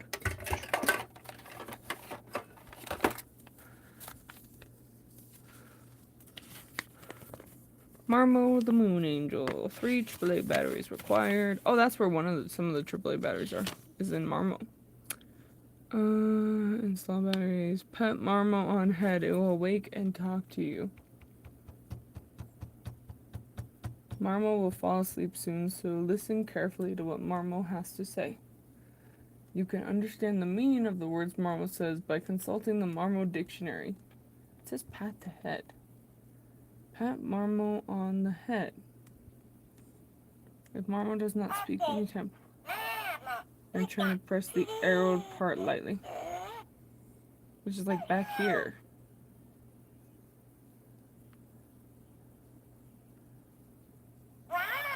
Yeah, it's like on the back of the head. It's not up here. It's like further to back here. Okay. When pat Marmo on the head again, Marmo will wake up and say something else to you. Marmo is clever and can speak about 250 words. However, you do not listen carefully, you might fail to hear what Marmo has to say. You'll have to be all ears to catch all the words Marmo speaks.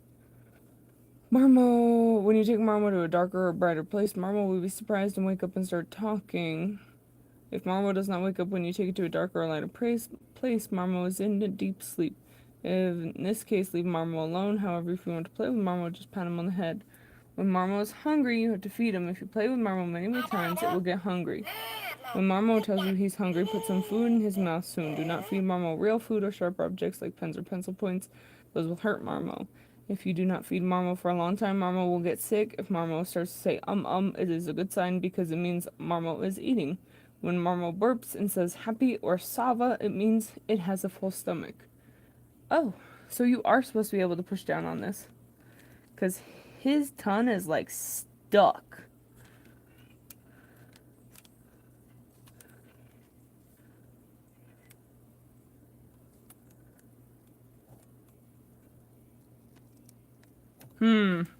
His tongue is stuck.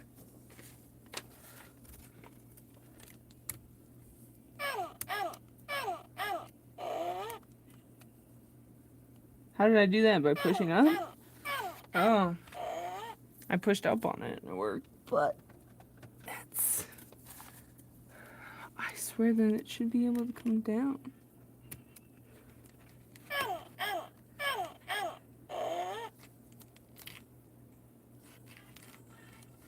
If I had a flat head, this would be a lot easier. Okay, so I guess it kind of works, but I don't know if it's supposed to be all the way up like that. That's not what I want. Oh, good gravy. Oh, let me try this one. This is a small one.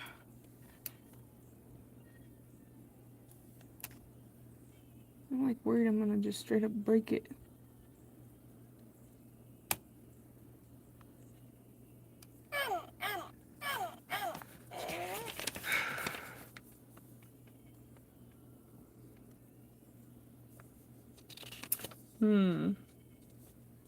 Marmo has a little story in there. When Marmo is tired, Marmo needs rest or food. Give Mama something to eat with a short time or Mama will get sick.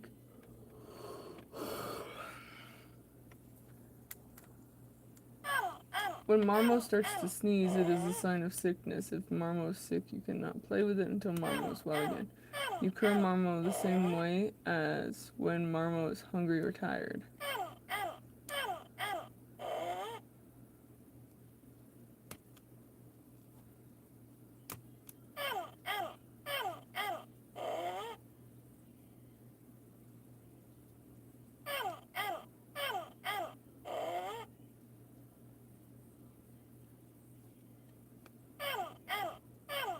Marmo can sing and whistle too as time goes by. If you play together often and feed Marmo, it will gradually begin to talk and sing and whistle. Play together more often to hear it sooner. They can talk to other Marmos, of course, just like the Furbies. And it shows that you can have them like grip onto things, but the grip doesn't seem to work that well to me. Like it doesn't actually like stay very well. Like if I pull on it. Oh no, it's actually staying better. Oh, there it goes. Yeah, see, it doesn't stay very well though. I don't know how you do it. If I just ain't doing it right or what, I don't know.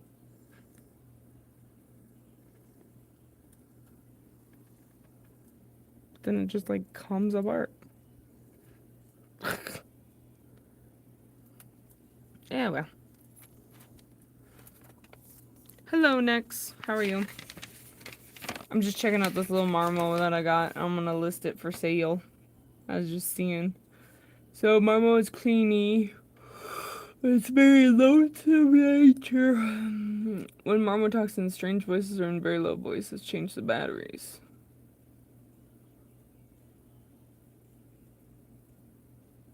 Marmo will still remember you even if the batteries are removed.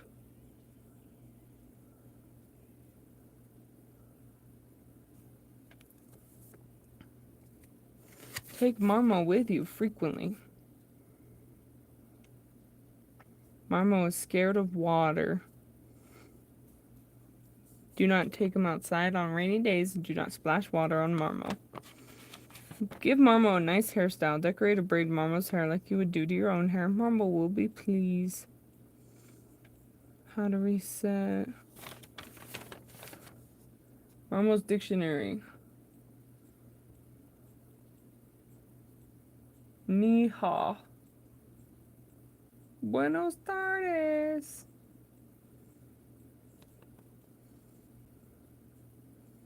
Do not wash Marmo in a washing machine. It's funny they have to say that, but I mean, also sad because people do that. Alrighty. Marmo didn't give me the Sava thing or whatever.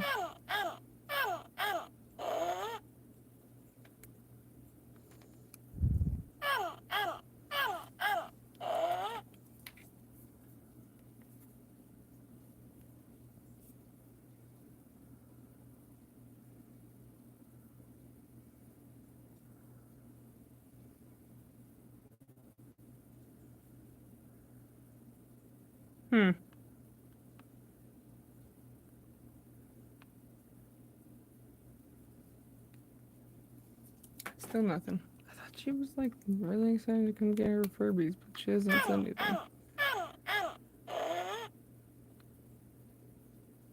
I'm gonna just keep eating it, I guess. I can't remember how much I paid for this Marmo.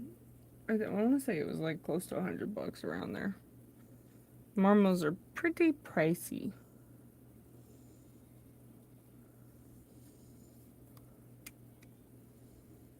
So I'm gonna do some research on him before I list him.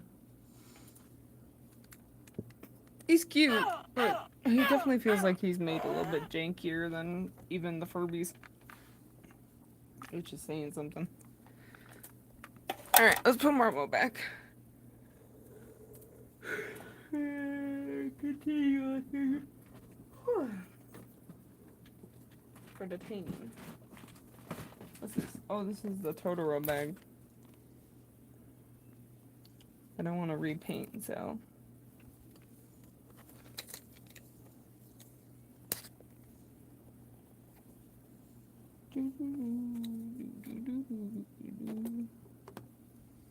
Let's see.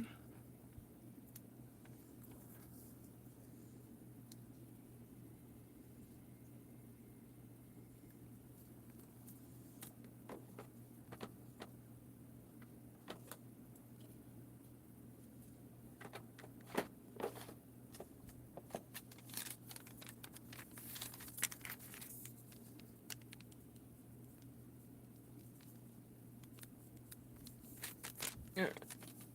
There we go. Boom. Yeah, so I got My Neighbor Totoro purse, and I want to repaint it. So I have to figure out, I gotta get fabric paint, and see how that process is. Oh, I want to add a tail to the tie-dye Furby, and that's what this fabric's for.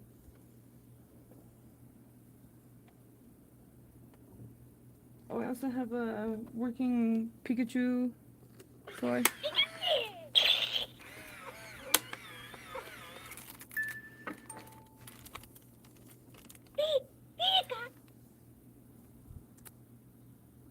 Big old chunkin' Pikachu plush.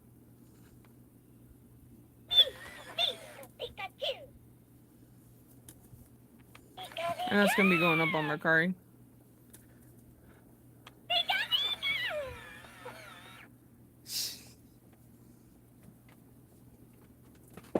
He's cute. Oh, that's something for my son to do.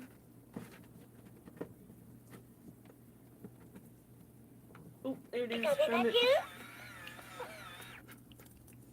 Found the Mod Podge. But I'm gonna wait until it's officially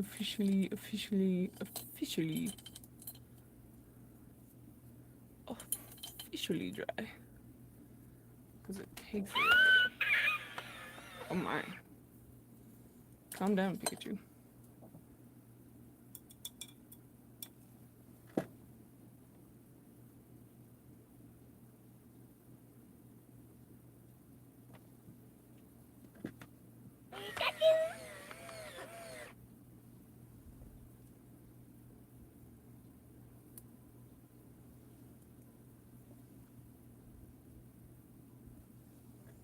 Alright, I'll leave that there.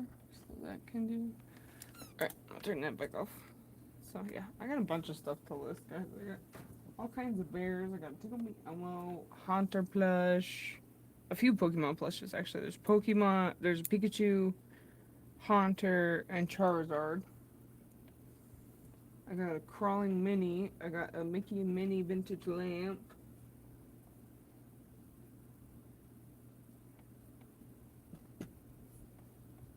A purse, a backpack, a couple Furby books. We're listing these two. Pikachu! Yeah, Pikachu! I was very happy that he works. Oh yeah, I'm gonna be listing a Caboodle, a couple bears. And then I'll be listing the Pixel Chicks house and car together. I got the car and I got the house, and this one was sold not working, and I managed to get it to start up. So that was pretty sick. So yeah, I'll be selling those ones. I got this thing today. This 3D printed Pegasus is what it said when I looked it up. By Flexi Factory. I'll probably be listing that one. Look at his funky face. They said it's Pegasus, but I'm like, he doesn't have wings. He's just a unicorn. So I don't know. But he's 3D printed unicorn. Very cool. Very weird looking, but pretty cool item to find. Yeah, I think that's pretty much it. I still gotta do the giveaway. Start the giveaway for the Red Velvet Furby. And then extra goodies. I'm gonna include extra goodies with. So I got a bag of stuff that's gonna go with cake when I give them away. Including the cake that I made on one of the live streams or one of the videos where I did the Master Chef food one. And I made a cake. Right here. I made this little cake. So I'm gonna be giving that away too. He's a little junkyard dog. I got Aqua Pets to list. If anybody likes those, I got Aqua Pets to list. I'm gonna list all 3 of those. Yeah. What would you recommend to fix a Shelby antenna? I honestly leave the antennas alone. I've tried gluing them back together before. If you mean like the damage, like when they're broken, I've tried gluing them back before and it actually prohibits the movement. They do like, they move, with their antenna. They like push them back and forth and stuff. So when I went and glued one, it prohibited it from like actually doing the moving of the antenna, so I kind of just leave them. So like here's this one. I have this one right now currently, which you can work on him because he needs to be listed. And I was trying to clean him up, but then his paint started, like their paint comes off.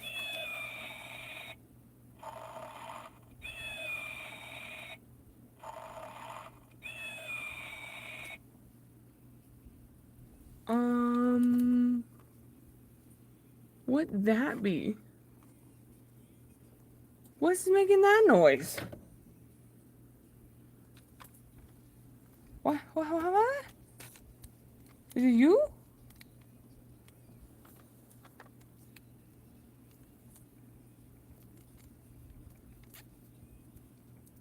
Is it you making noise? Who's making noise? Maybe it was General Grievous. That was weird. Okay. Although it looks like Jar Jar Binks does have sound. There's this on the back I just noticed. Oh, let's see. What batteries do you want, sir? These ones must be small. Button batteries, probably.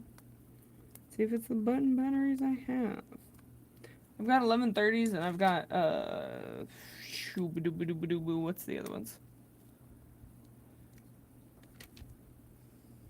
I've got 1130s and, oh, LR44s.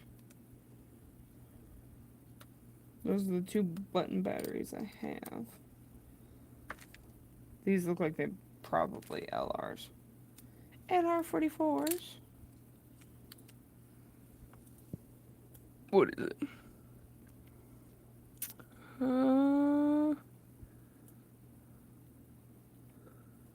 I cannot see where the darn A76, which is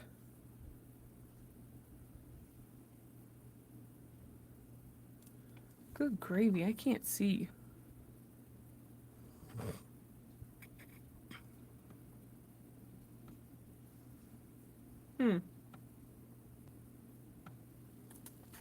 Weird.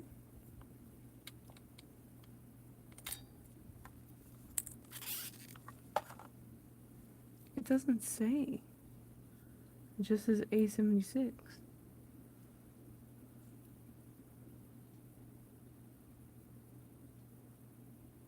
I'll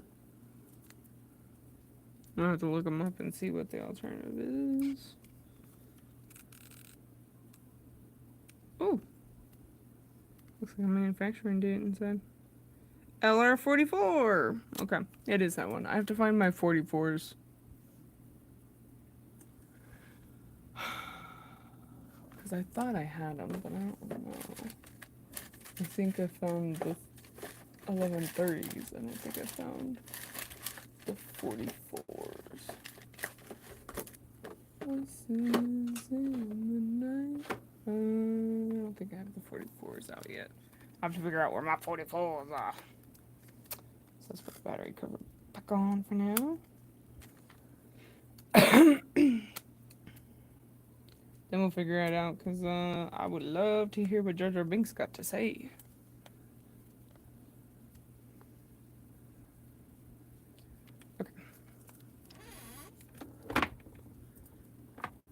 Oh, there should be like the ball.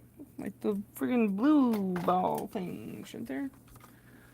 So, when I got this one's got all kinds of stuff on it, and I don't know why, what that is. If that's like something that they got on there or what, I don't know. But I can't use a wipe or anything because it just takes off the paint. Maybe I could just repaint it.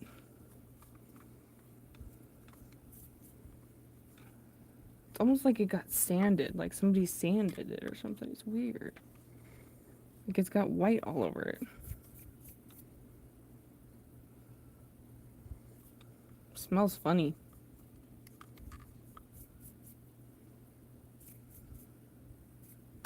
I bought this one off of, I think, Mercari. I want to say.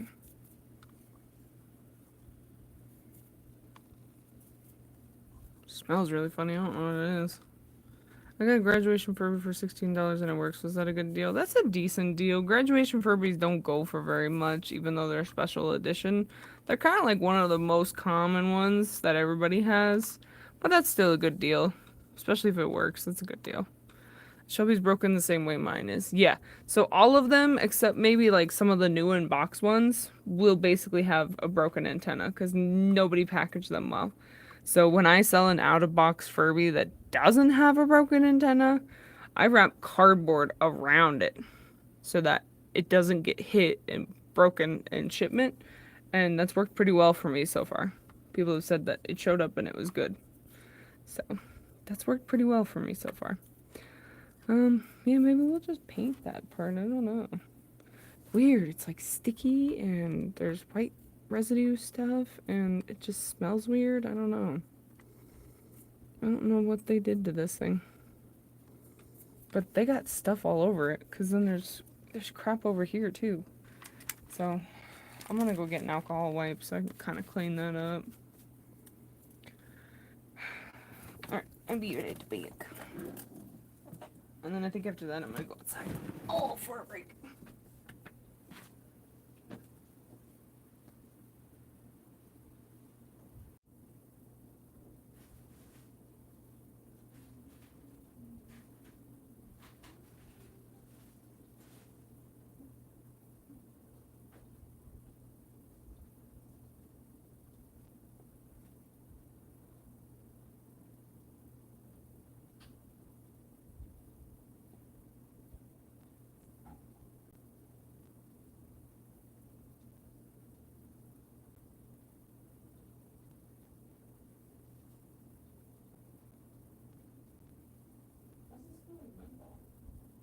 Oh, wintergreen, that's why.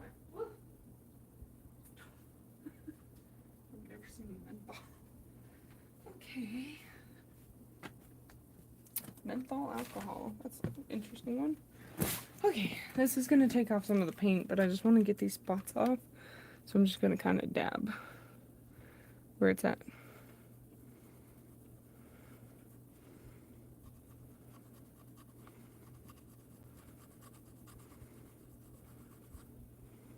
There we go.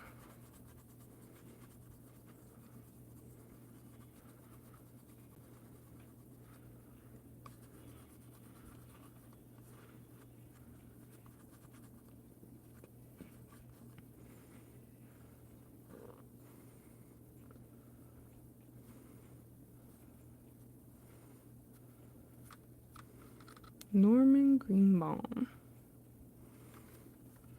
Alright, any other spots? So here, I mean, if we're gonna paint it already, I'm gonna show you. If you do this with an alcohol wipe, it takes the paint off. So I mean, if you wanted to start it fresh and do a new color or something, you could probably just use alcohol to remove the old color.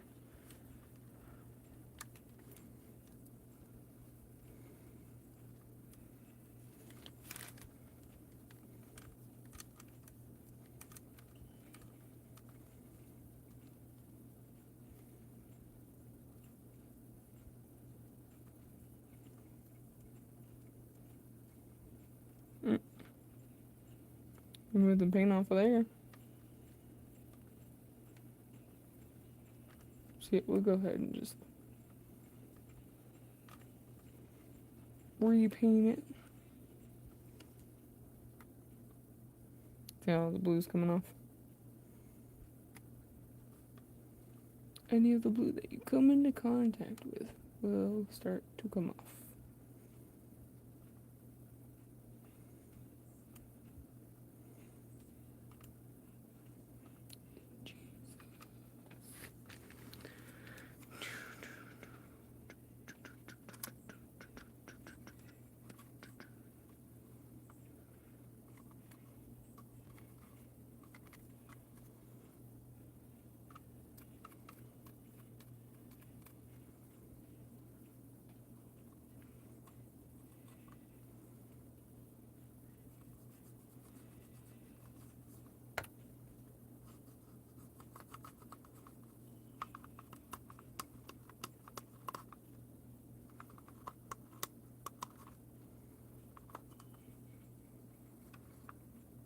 Okay. Pretty good. Let's see, is there anything on the bottom? Not particularly. Some yellow in there.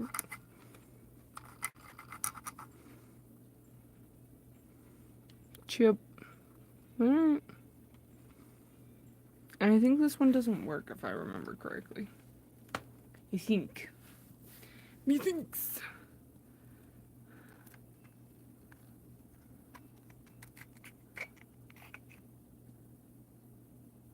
It melted it back together a little bit. Wow.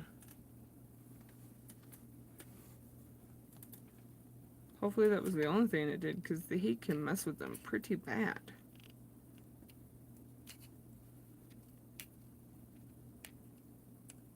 So I try not to forget about them in my vehicle or something if I take them somewhere. Or I try not to have them out in the heat and in the sun. Get right back to where we started from.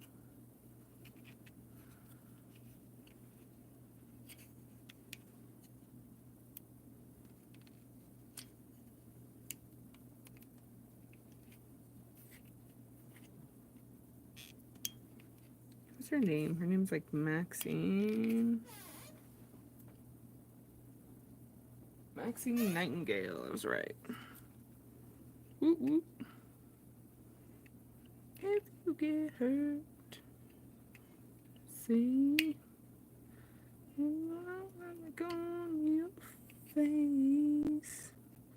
It's alright, it's coming on. We gotta get right back to where we started from. Love can be strong.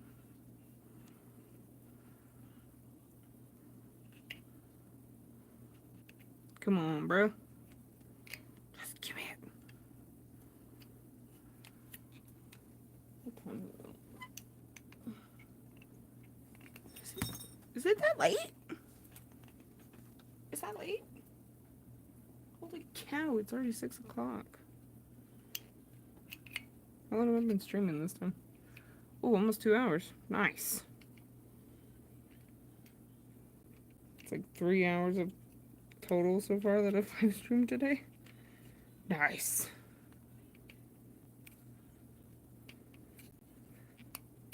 Just finding random things like, oh yeah. I'm happy that another project is done at least. That's a small one, but you know.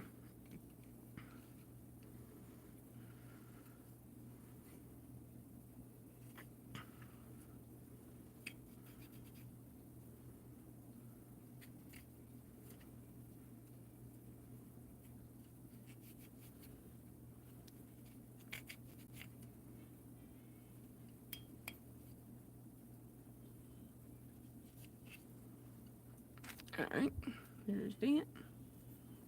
It's coming on. We gotta get right back to where we started from. Take and wipe out this dome.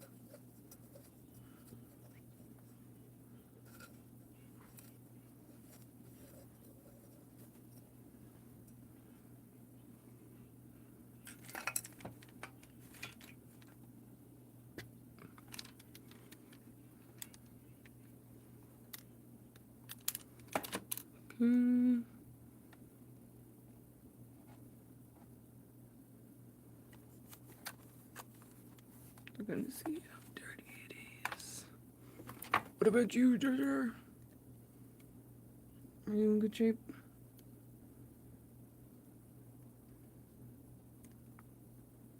Look at those little Gungan feet.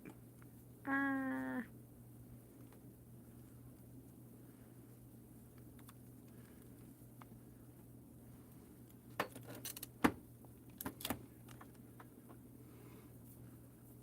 Boom. I think but there's something on this one's cool feet. See, there's a black smudge. Black smudge.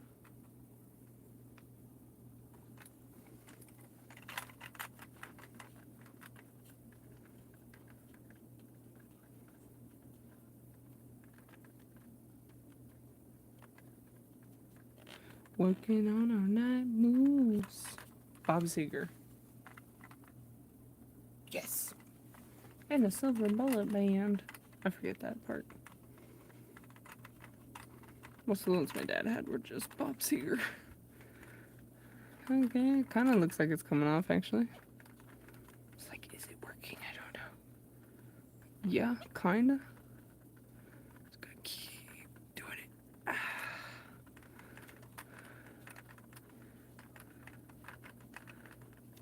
Oh my.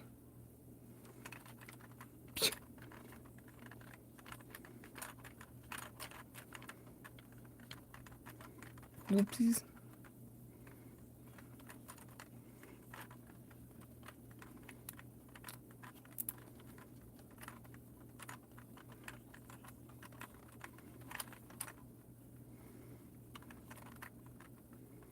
Working on our night moves.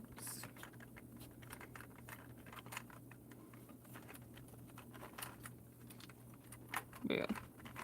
It got better and then it got worse.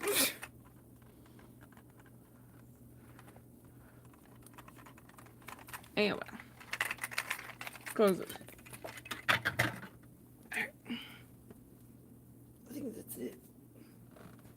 Oh, I could probably go clean up Simba. That's another toy that I got. Look at this little Kush Simba I got. Little Kush ball Simba.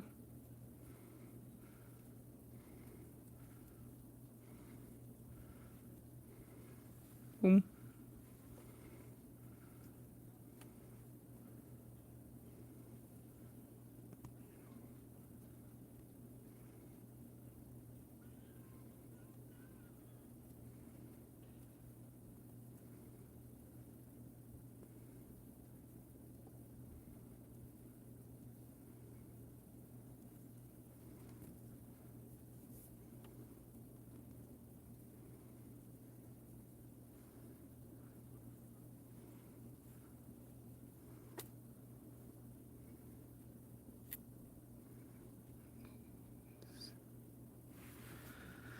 Alrighty. Ooh. Cool. I think that's it, honestly.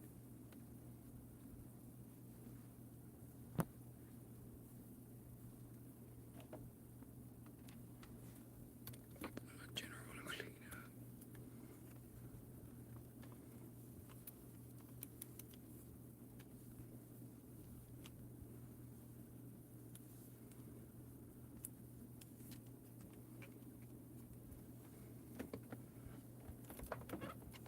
Night moves.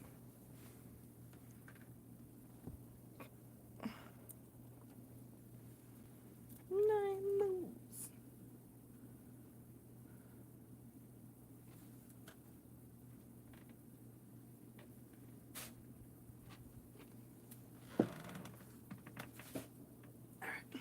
Boom.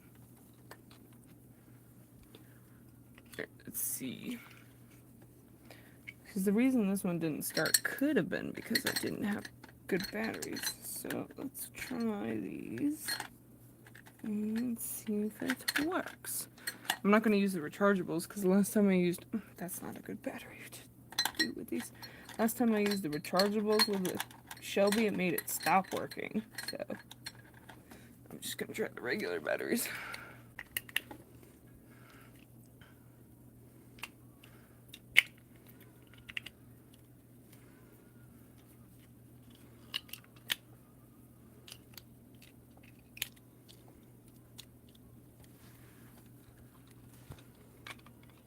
Where am I?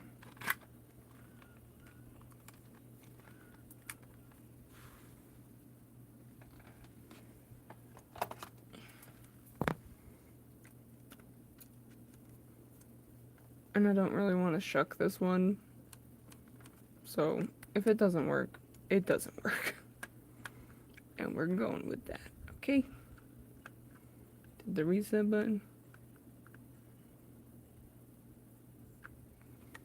Okay, nada. Does the mouth trick work with this one too? Where you hold it upside down, hold it done, push the reset. Nada. Didn't work for him at least. Can I smack it into him?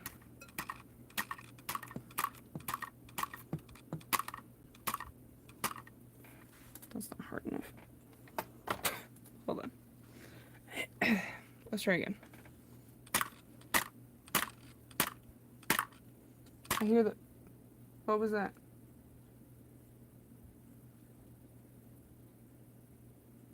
What was that? What'd you just throw out there?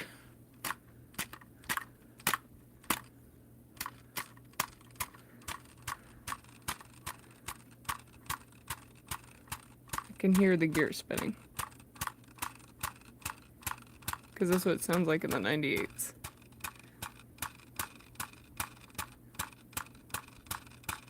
I do not want to have to shuck them. It's just so annoying. If it's not a 98 or a 99, it's annoying. Okay. He is not wakey wakey. ¿Dónde? Put the técnico. Ow. Fine. I'm gonna use this.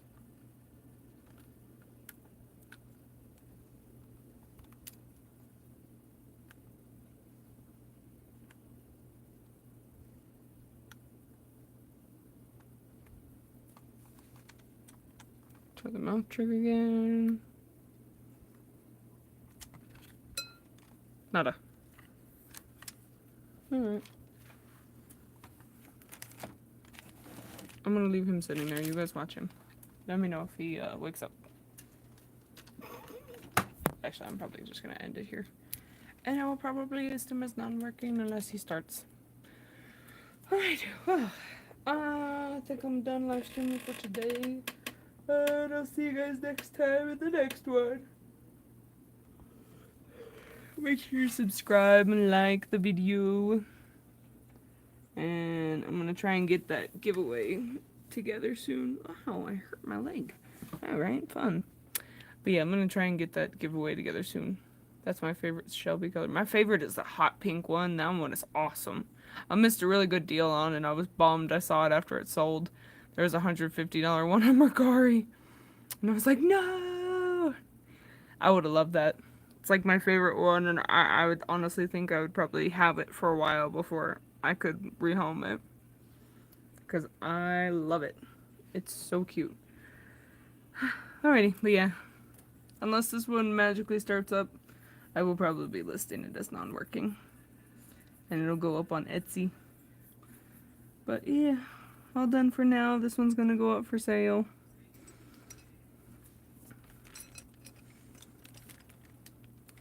Woohoo! Alright guys, thanks for hanging out. Thanks for tuning in and watching. I appreciate your support. And keep an eye out for our giveaway when we do that soon. Alright? Stay Furbalicious. Have a good day or a night, whatever it is for you guys. And I'll see you later. Bye!